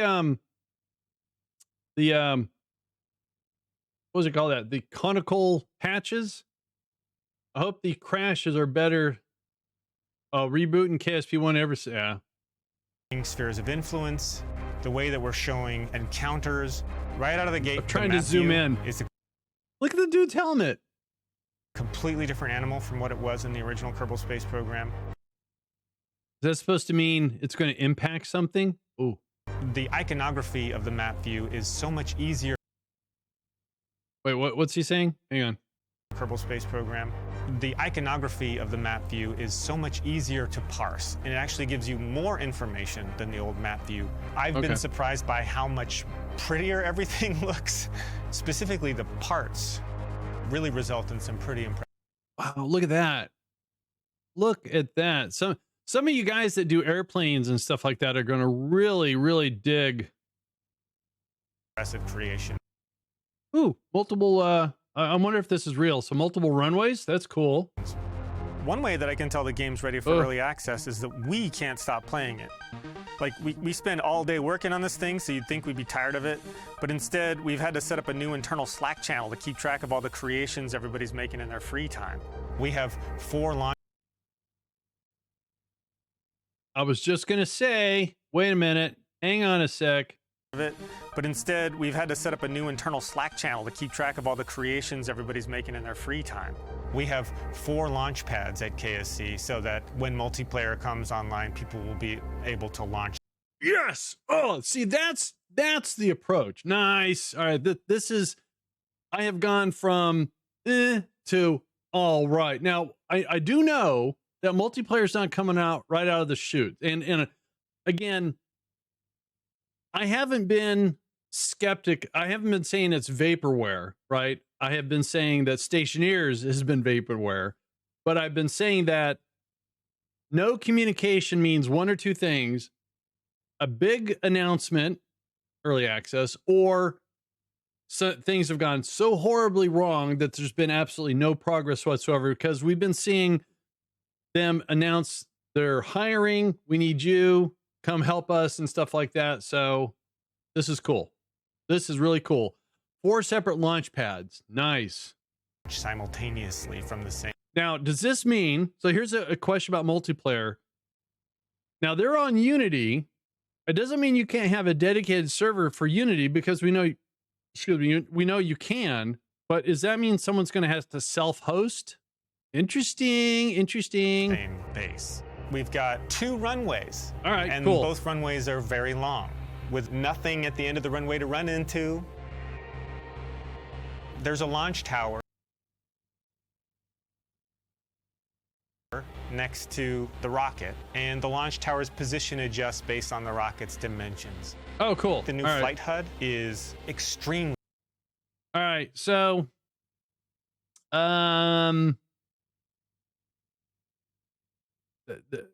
hopefully you can resize this. I mean, this is nice to see this stuff right here versus having to look up here. Man, that looks a little too cluttered. Yeah. Really cool. Still has, for example, a go button. You don't have to know the hotkey to launch a vehicle. For the navball cluster, we looked at a bunch of compact flight displays.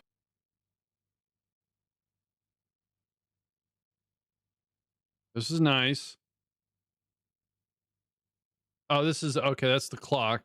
All right. So here's your throttle. What's up with my mouse?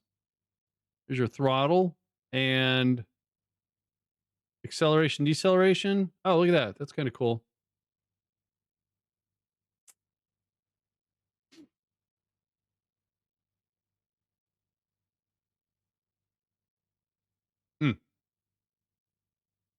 Yeah. They moved it all from the center down to this.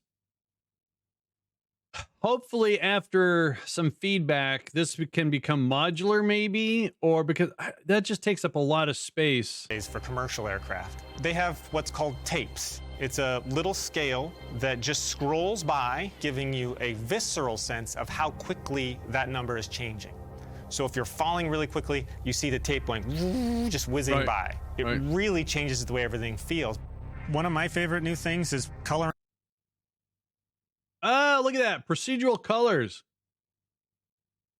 What is that in the corner of the UI to obstruct? Yeah, I think it's a little bit too big for me, to be honest with you. Look at this. You can color. That's so cool. There used to be a mod called KSP Paint. You could do that to the coloring parts. You can either color an entire vehicle, you can color individual parts, different colors. Nice. It's crazy how much fun we've been having with this feature. I feel like there's a zillion things like that. Zillion. How many zeros? We have had a couple of opportunities to put the current part set in the hands of creators who were prominent in the KSP1 community. Kerbal, not least of which DJ. is Chris Adderley, who is a part modder from the KSP1 community, who's now on our team. Those people can take what we've created and make things that are shockingly cool. It's been weird to be known. During the interview process, I mentioned that I had modded KSP, and they asked me what my username was. And then when I mentioned it, they said, "Oh." And there was silence. At Intercept, we spent a lot of time looking at the KSP1 modding scene and trying to identify where we can make things easier and where we can make things more efficient than KSP1 modding. And that could be in the area of mod packaging, mod versioning, and other similar things like that. So we want to work with the community to build good standards that the entire KSP2 modding scene can stand upon. Modder's gonna mod. You've never met him in person, correct? Today is he lives in Vancouver, Canada, and today's going to be the first time I get to talk to him in person. Yeah, I feel like we're already friends, actually, but I don't know how tall he is. All right, let's go.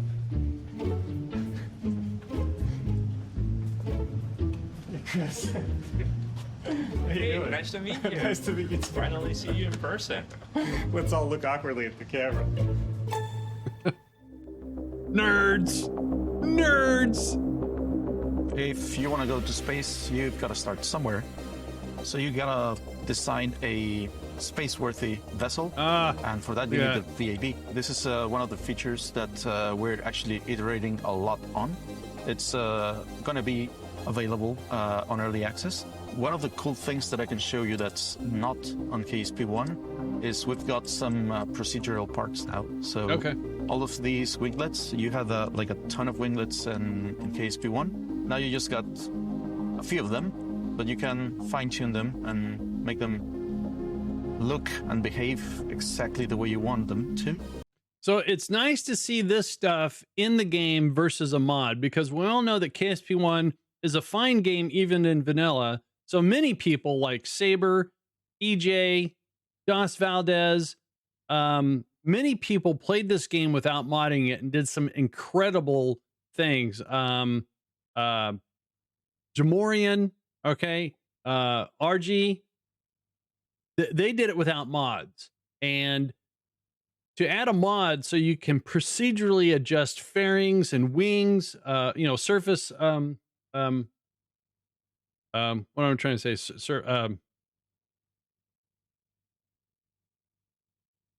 those things. that was really cool, but it was always a stress on the core game, right? So the more mods you added to it, the more stressful the game was. Now, if they make it part of the game, and of course there's going to be a lot of performance issues. Lift surfaces, thank you. Yeah, I hardly ever build planes in the game.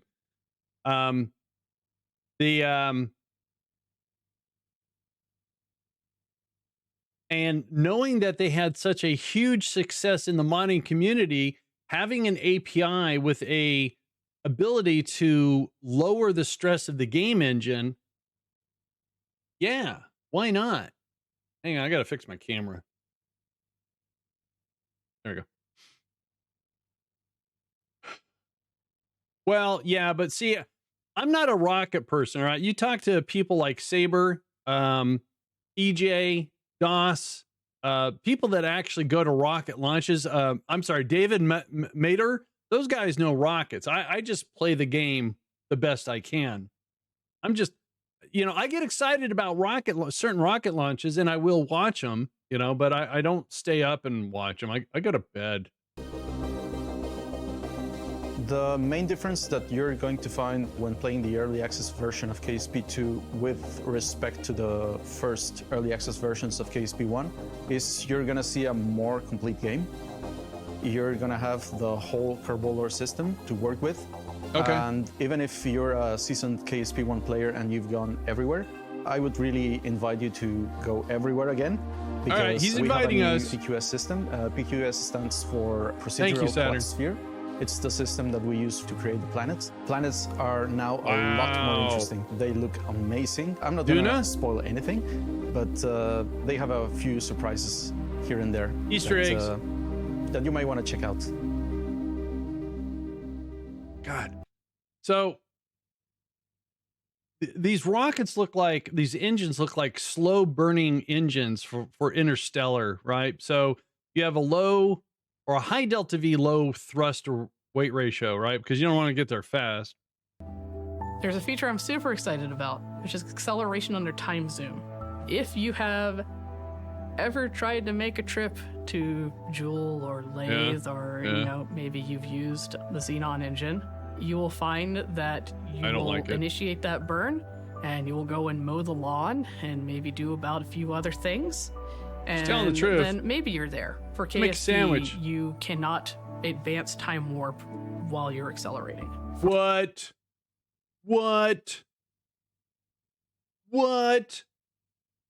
Time warp's gone. You will find that you will initiate that burn, and you will go and mow the lawn and maybe do about a few other things. And then maybe you're there. For KSP, you cannot advance time warp while you're accelerating. For KSP2, particularly because of Interstellar Waiting in the Wings, this is one of those features that gets to pay dividends now in early access. So players who are looking to try those kind of like slow efficient flights, you won't have to mow the lawn like I did. You'll just be able to advance time warp and get to where you need in a perfectly reasonable amount of time. Okay, all right. I think I'm excited about how we are going to simplify some of player interactions with the game itself, like using new tools or using tools that we already have, but now they are more easy. Fernandez Diaz, he's from Squad. I recognize him. Or I've just It's less intimidating, so to speak. Cool hair. So we already have these hardcore players that they don't mind going and putting an Excel sheet to get the numbers right. But we also want to get to those new players that are doing this for the first time, and it's like, okay, we got you here. Like this. Oh, look at that. Look at that. Those aren't launch pads. That's a launch pad. I wonder what these are. Oh, that's Looks cool. scary, but it's going to be less scary if you use this. The feedback we don't get that often is when people like things. So if you like something, please let us know. Please. It feels That very would- nice. Yes. We don't get to see the comments like, yeah, this is amazing. Like that palm in your shoulder. It's really nice to get. I understand that many fans are going to be anxious to have the full game available on release. Nope. But KSP2 is a really complex game. Colonies, multiple solar systems, further exploration, life support. It's important that we do this step by step, and we know that the community is liking what we are doing, that they are having fun. And So that's twice that we've seen a rover, same wheels, and it's not bouncing all over the place. So someone else tell me a game developer with Unity that solved ground physics. Go ahead, tell me. we are doing it on the proper way. Ooh, cool. Moving to early access allows us to focus on really the core of the game. When you have a whole suite of features that you're also building upon. Yeah, look how much real estate that takes up. Maybe you can toggle it off and on. All right, so far that's my number one. Hey, they're in OBS. They're recording. You have the tendency to spread yourself rather thin. And when you spread yourself thin, you have the tendency to not bring everything up to a strong quality bar. So early access allows us to really focus on the most important part of the game, the part that cannot fail, the part that enables everything else, and bring it up to a high level of quality. Colonies in Interstellar are two features that exist beyond them. Now, originally they said you will have to colonize to unlock advanced interstellar travel. I'm paraphrasing. So I wonder if they're staying true to that, because otherwise you just do the tech tree that we know from Kerbal 1. You unlock the parts and you go out flying. So, but then what if you make too many Kerbals? You have to worry about food? Intercept, people want to know.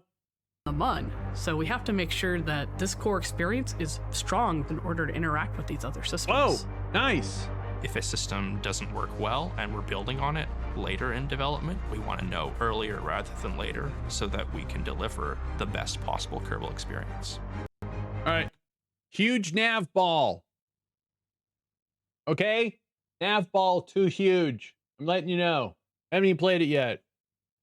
One of the groups I'm most excited to get feedback from is people who thought Kerbal was a game for them, tried it, and for whatever reason walked away. Oh, all right. We've put a lot of thought into KSP2 for how our tutorials, how our onboarding, how our first-time user experience can welcome people in. You know, that's true. If you have a decent tutorial, that's going to keep people, because the very early tutorials that I tried, I was going, what? I thought I did it. And it was the tutorials were broke.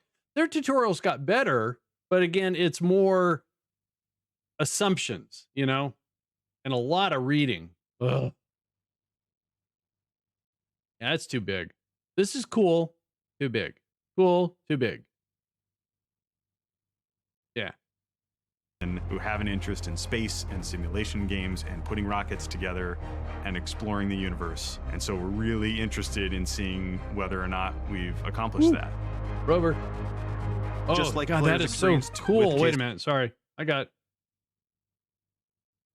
Can welcome people in who have an interest in space and simulation. Wow. Look at that. That's pretty. Games and putting rockets together. Right. And okay. Exploring the universe. And so we're really interested. Wait a minute. Wait. Was that a reflection, or in look inside the capsule window? Hang on. Putting rockets together and exploring the universe. And Oh, so it's a we're Kerbal really moving interested around. in seeing whether or not we've accomplished that. Just like players experienced with KSP1, we will be releasing updates along the way, and we will be adding colonies, interstellar, new places to explore, new parts to use, new game modes to help drive that experience. Those things are already underway. One thing our players have been very clear about is that they want us to take our time software, or and a give them Blender a or quality something like that. experience with KSP2. So we're making sure that what they will be getting in early access is a strong foundation.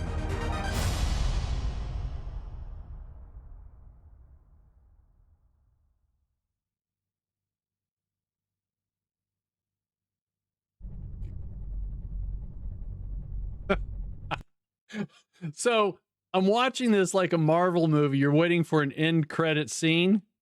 We get one.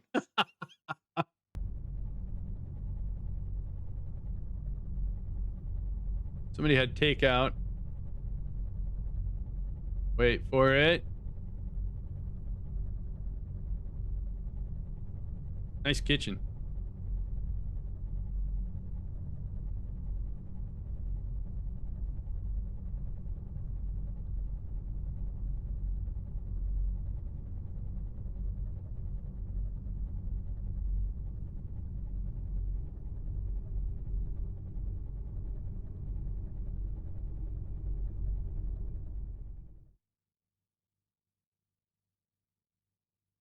All right, cool. All right. The graphics do look incredible. They do. And again, they've been showing us assets from the games, the new terrain engine, all that kind of stuff. But I was not going to be impressed with them constantly showing pieces from the game. I wanted to see a game mechanic or someone just showing like a second of gameplay or something like that, you know?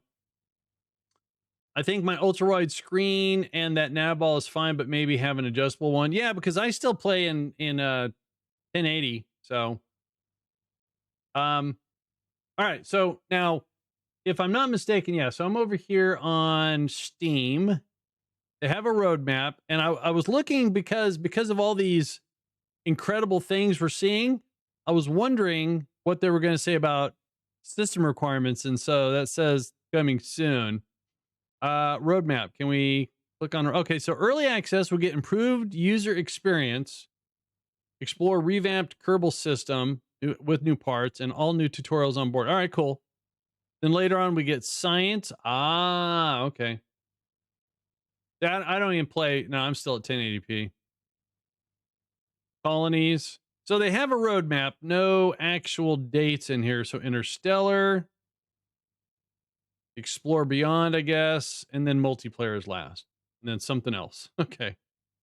So what do they say here? Major upgrades during early access. Get a front row seat of major new systems come online, including the addition of new star systems, interstellar travel technology, colonies, multiplayer, and more. Become part of the development process.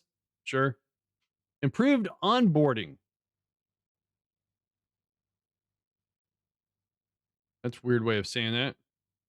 Bean. Jurla, thank you for the 56 months. Appreciate that. We'll create a whole new generation of spaceflight experts who will find themselves accidentally learning the fundamentals of rocket science.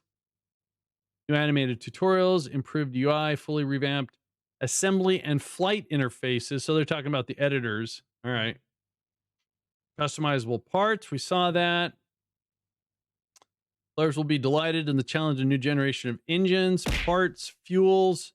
Ziggy, I don't know how to say that. Ziggy, thanks for that follow. Overhauled vehicle assembly interface includes part sorting, which you can do already, and a blueprint view. So is that the new sub-assembly? Interesting. Rich new environments.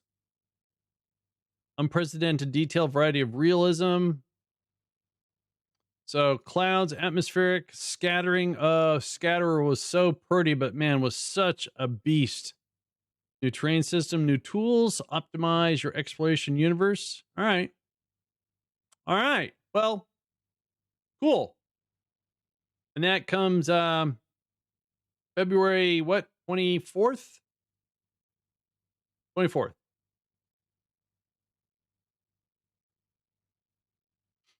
All right, cool. All right, well, very nice. Very nice indeed. I'm happy that they released something and that they're going to release the game. So I know everyone's looking for the multiplayer, but I would rather have a solid game. Sure, you know, Yeah, I will too. Jerla, thank you again for the 56 months. That's a boozle bean coming your way. Let's get the boozle out of the way here, and we'll go back to doing some stationeers. Oh, so we've got cappuccino or liver and onions. Liver and onions. See, most people don't like that. I grew up on it, so I love it. All right.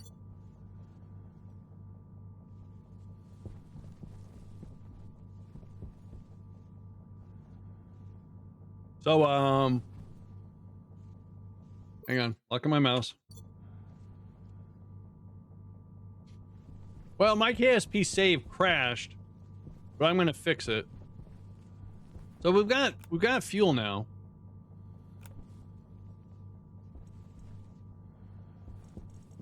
I need to move the dump station. It's too crowded over here.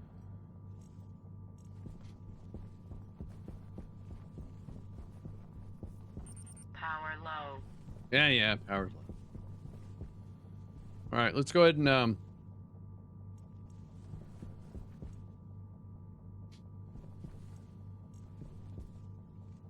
I think I want to move it over here so it's out of the way.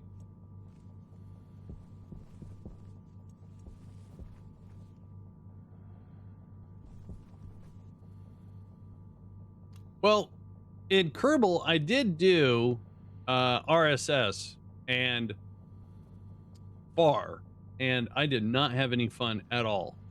Not with FAR, anyways.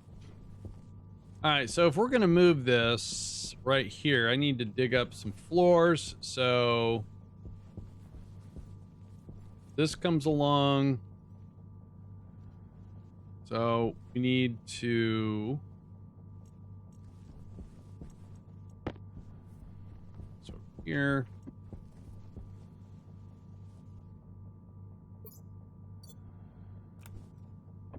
Turn that off.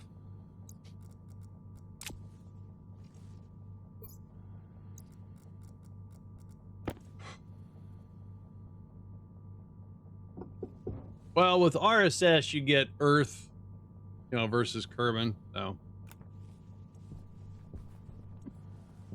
But scale-wise, maybe so.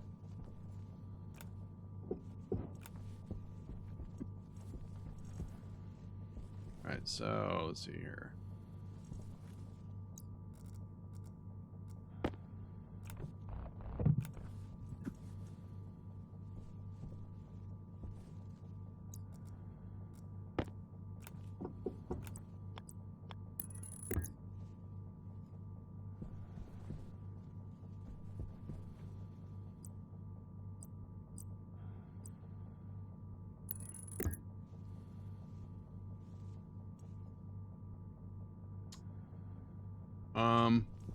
See if we just put this thing like right.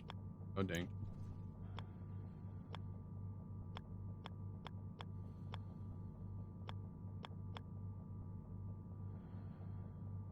Oh.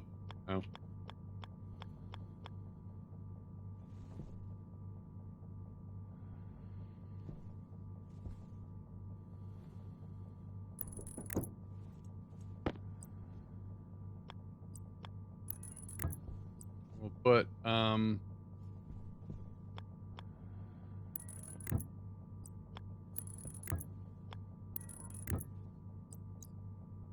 turbo pump right there.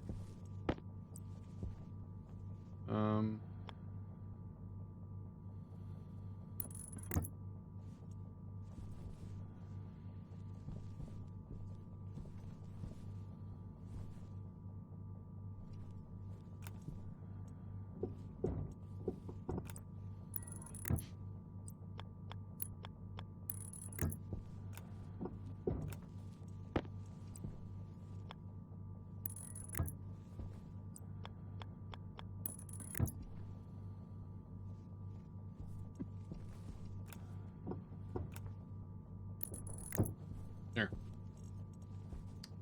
I guess we're gonna draw power from here. Yep.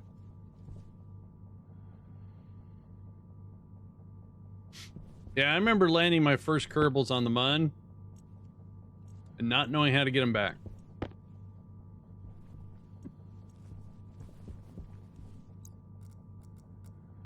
Exciting and scary. In fact, I remember watching Doss on his stream as he was showing the stream how to get to Minimus back, and I was behind and nervous because I didn't want to kill my Kerbals. So, well, I got him back.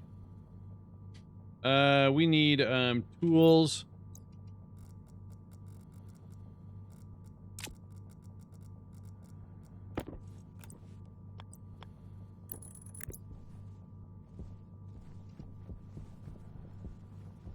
Uh-oh.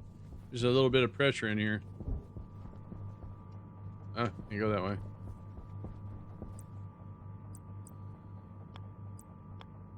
I'm gonna allow this to use just wait a minute. That's on the same network. Ooh. We should probably put the furnace on a separate network.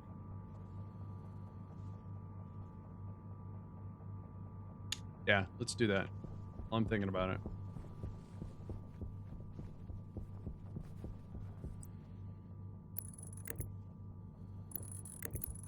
It's all just kind of patched together anyways. Put in there. Okay, we want to crank this up to...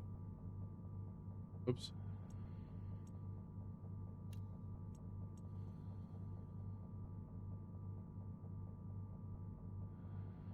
All right. That way. That way.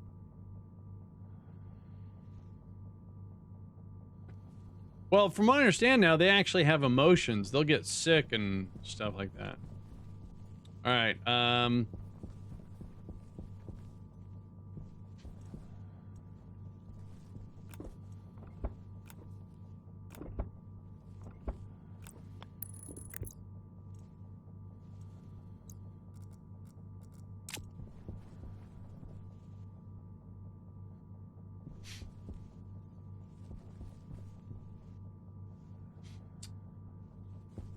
All right, that sure cleans up a lot of space. That's for sure. All right. So what I want to do is, so we have a separate power grid for the filters. We have a separate power grid for the water because of the heaters. Is what I want to do is somehow separate smelting, right? So, if I bring another transformer, what do I want to separate? I want to separate the power regulators. This is all smelting here. Yeah, we're going to do that. We're going to put another transformer right here and just run a line all the way. Oh, yeah, we'll run a line. That's going to be kind of messy. Oh, well. Let's do it.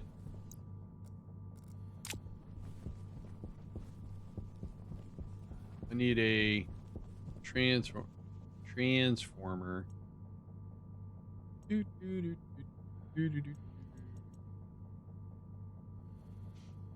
That.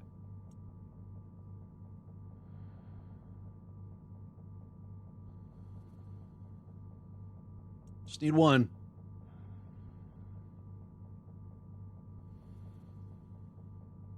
One sec, guys. Weird. Oh, all right. All right. Pull this out. So again, not the most is what I would like to do is maybe use downstairs as the power distribution, have all these transformers lined up on the wall, color code them or something like that. But we're gonna put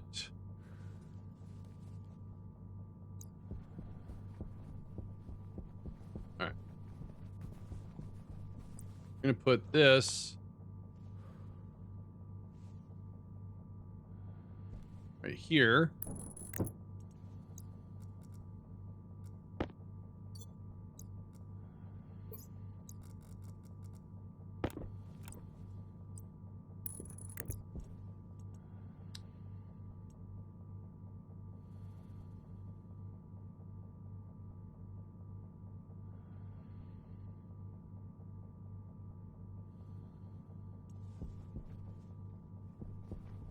Then all of this wiring here.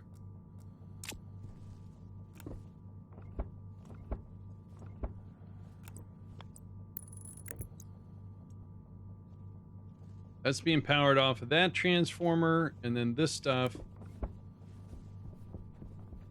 I need to, if I run it through here, let's see. That'll be fine.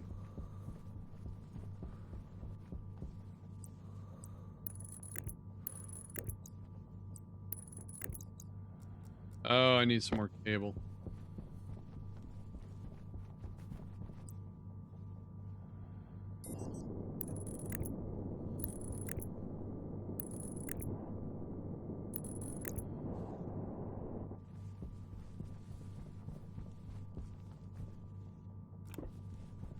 Cable.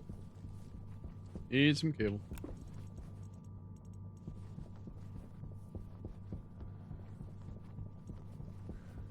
There's some cable.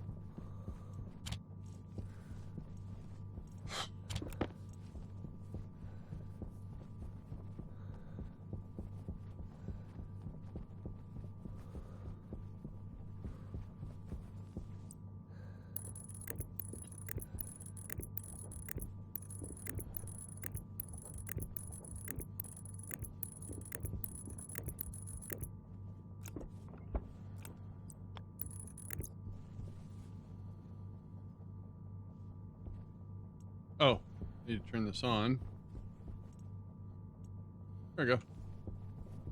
All right, so now we can still rock this to turn those on.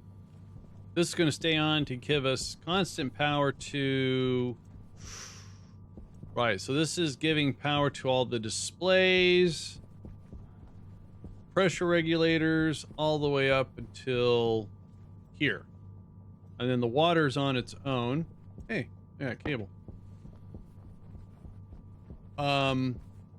That's fine. But now I've separated all the smelting on its own also. Yes. Oh, need to close that door. Neat.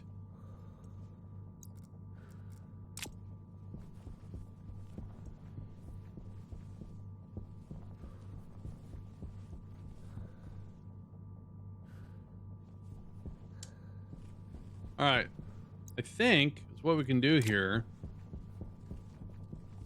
is I don't need this equipment anymore, so I can get rid of this setup, move the lockers back. But I think most importantly is what I'm going to do is okay.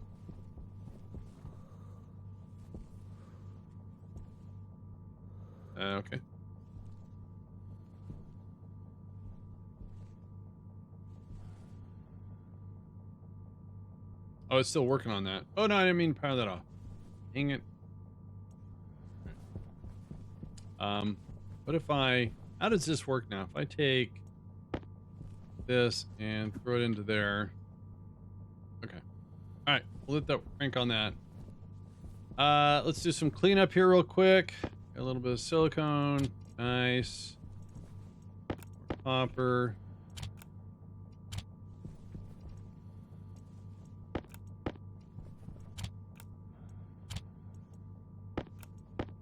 Iron.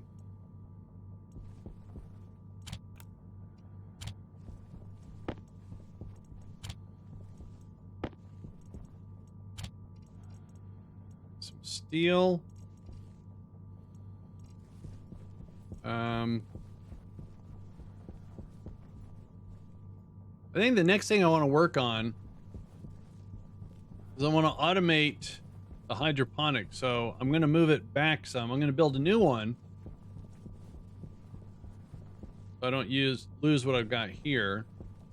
What I mean by automate is to check for temperature, make sure it stays cool. If it gets too cold, put a heater in there.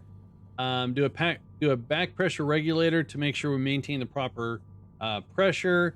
Make sure there's enough CO2 in there. I want to get a Harvey going to, do stuff. But I think I want to do is we have some full belts here. What's in this? This is, ooh, It's all the ice. Ooh. All right, so let's do a little stress test here. Here's a bunch of stuff. We can put that in there. Then let's grab all this ice. We're gonna go melt it. Oh, how much water do we have? 5.6 megapascals. All right. Let's put this on. And if we keep that closed for right now.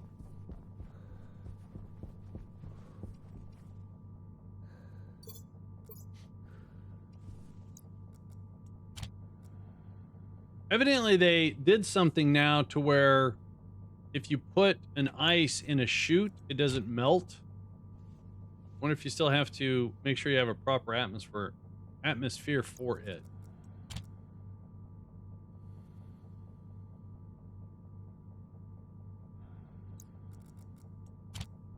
So this is dumping very, very cold water into our water tank.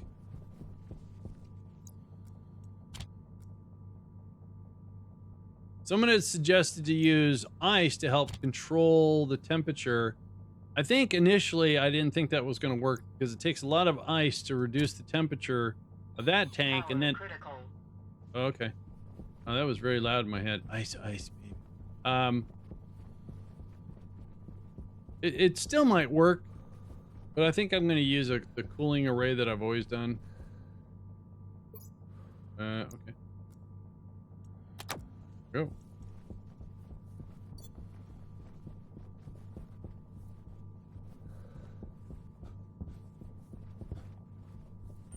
Filter low.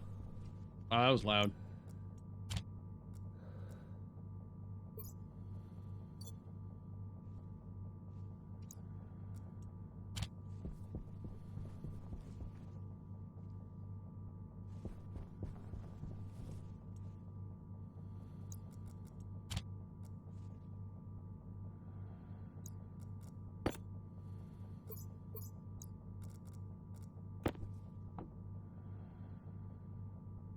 Okay, it's hardly any gas. It's confusing when I play Stationeers while watching you play. I'm sorry, Notable. I'm sorry. Filter low. What do you mean filter low? No, oh, that's Andy. I got you. Oh, wait a minute. You know, I thought I noted somewhere. So initially they said that this was going to be $60. That's a lot of money for a game. But, and since they don't have a price listed, I wonder if they're staying true to that. I thought I read an article saying that it was going to be $50. So, I mean, that's better than $60. Oh. Again, we just watched the release trailer of Kerbal 2. No. We're talking about KSP 2. Yeah. When they first posted it, when they first announced it, it was, you know, a AAA title price. And you're going, really? And I'd hate to say it, that I would not buy it unless I saw huge gains, huge replayability, and better performance when it's modded.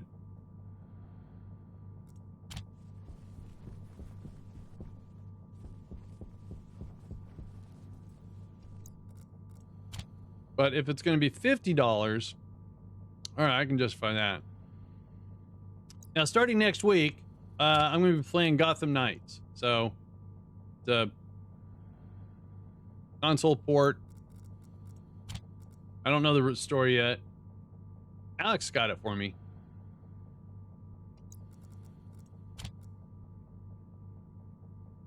So I'm going to play that until I beat it or it beats me. Fridays, I'm pretty sure will still be co-op with car toys and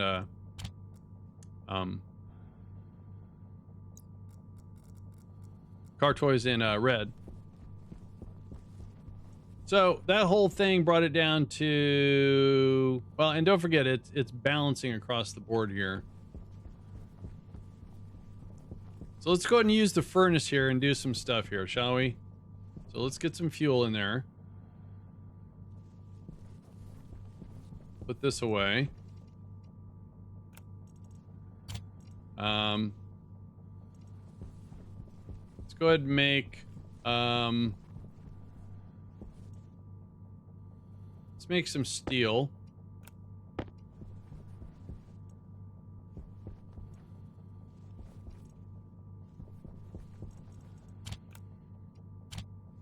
Actually, so I need 300.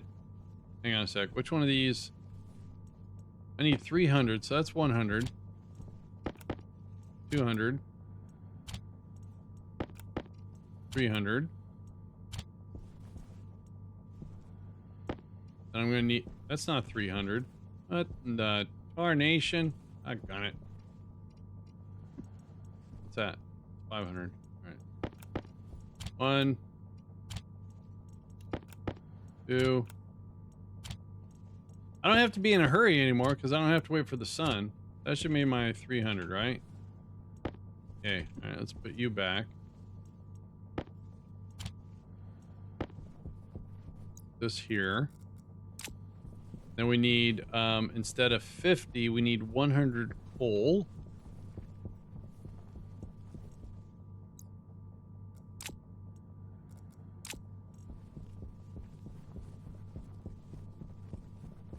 Because normally it's 150 and 50, but now we're doing 300, so we need another 50. And instead of doing 200 kilopascals, let's crank this up to 300.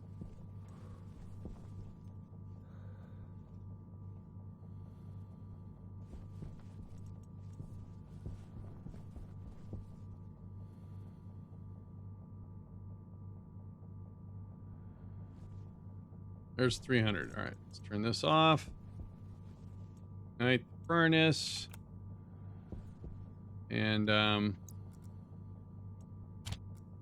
need to put a chute assembly around this.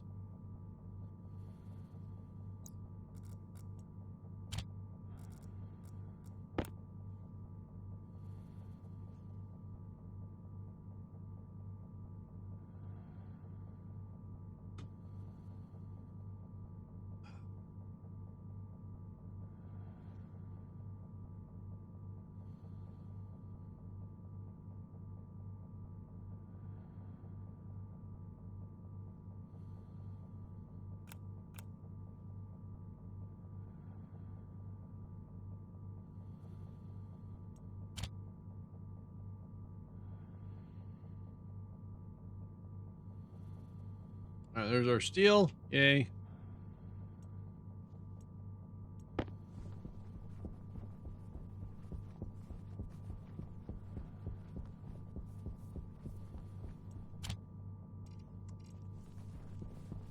Now, since we have all that temperature and pressure,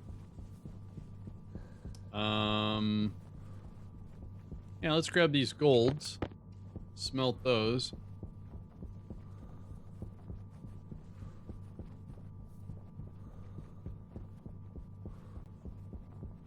Filter low. Shut up!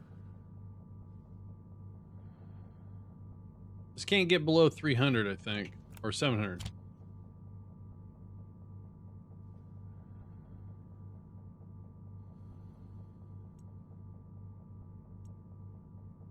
That was so much faster. All right. Now we can go ahead and dump this. That gets piped. Oh, it's going to back into that. That's not good. So we're going to turn this on. That's going to draw all the gases into here. It's not going to go anywhere. It's going to get cooled off.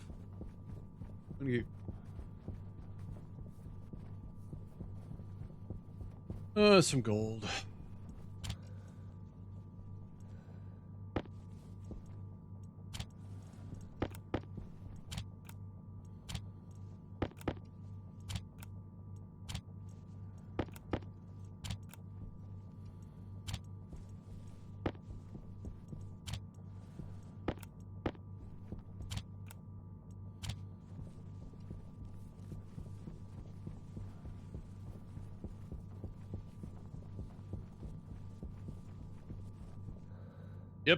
Nice.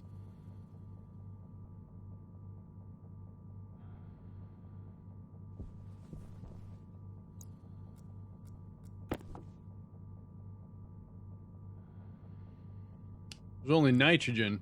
Oh, really? That was from all the, okay.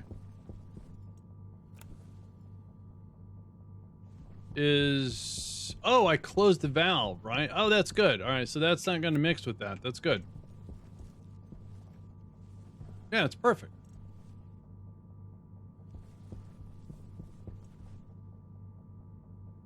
Neat. All right, so that's cool.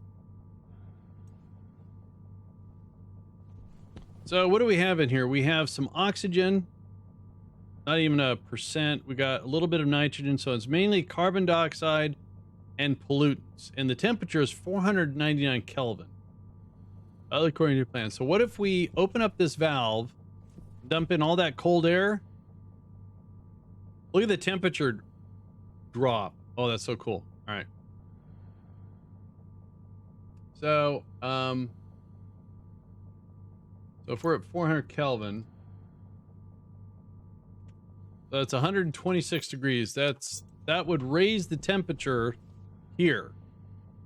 So we want this to cool down to, let's say 40 degrees Celsius. So we want 300 here. All right, we're getting there.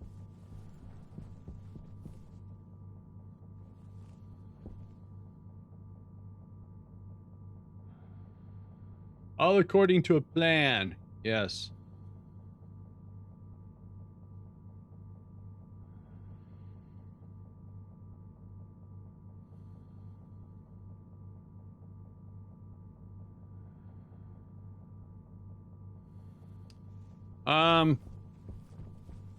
I guess.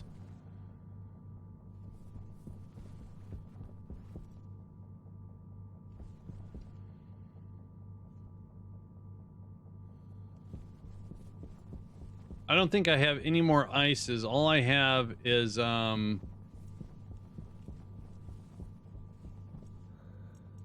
that should not be impeding. Why? Right. Okay. So whatever comes from there. This is only to drain canisters, so that's okay. Okay, so now we can turn this off. And we have a backpack to pick up. There it is.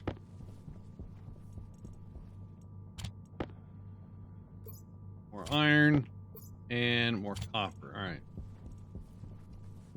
So all the smelting's done. We're gonna let that cool a little bit more. We're gonna go over here and sort through some more iron.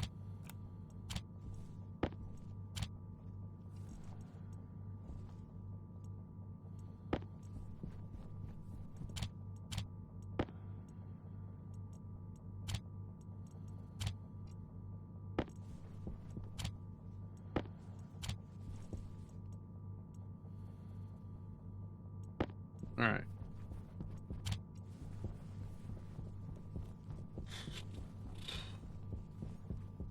Wow, one of those batteries got drained. I wonder what. Probably all the volume pumps being turned on. Oh, that's right. Yeah. So the turbo pumps, the higher the liters, the more power it drains. So.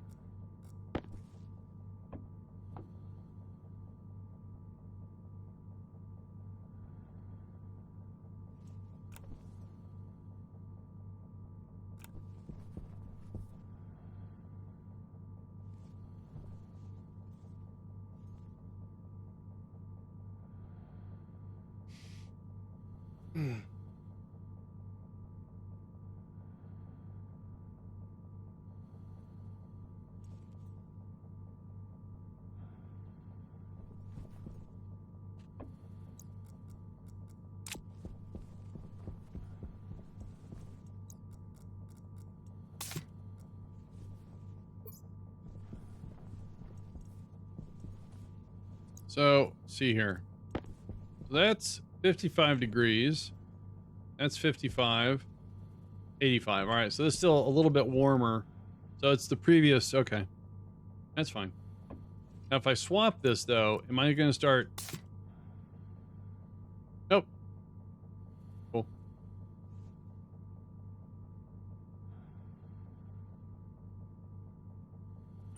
Filter low. How many times is it going to tell me that until I change it? Oops. All right. Right. Turn this on. Oh, that's still working. Oh, look at that. All right. Oh, wow. It's still working on 38 reagents. Yikes. All right. I think we have a... Yeah, so we'll swap that out. And we'll recycle that. Okay. Got it.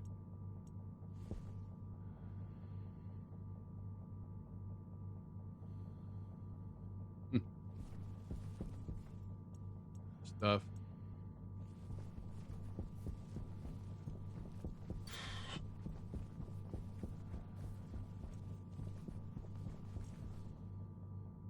All right. All right, guys. This is a good stopping point. Tomorrow is we're gonna start playing a new game. I gotta borrow Alex's controller.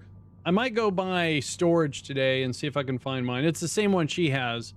I just didn't think I'd be playing a console sort of game for a while. But let's go and roll some credits here real quick.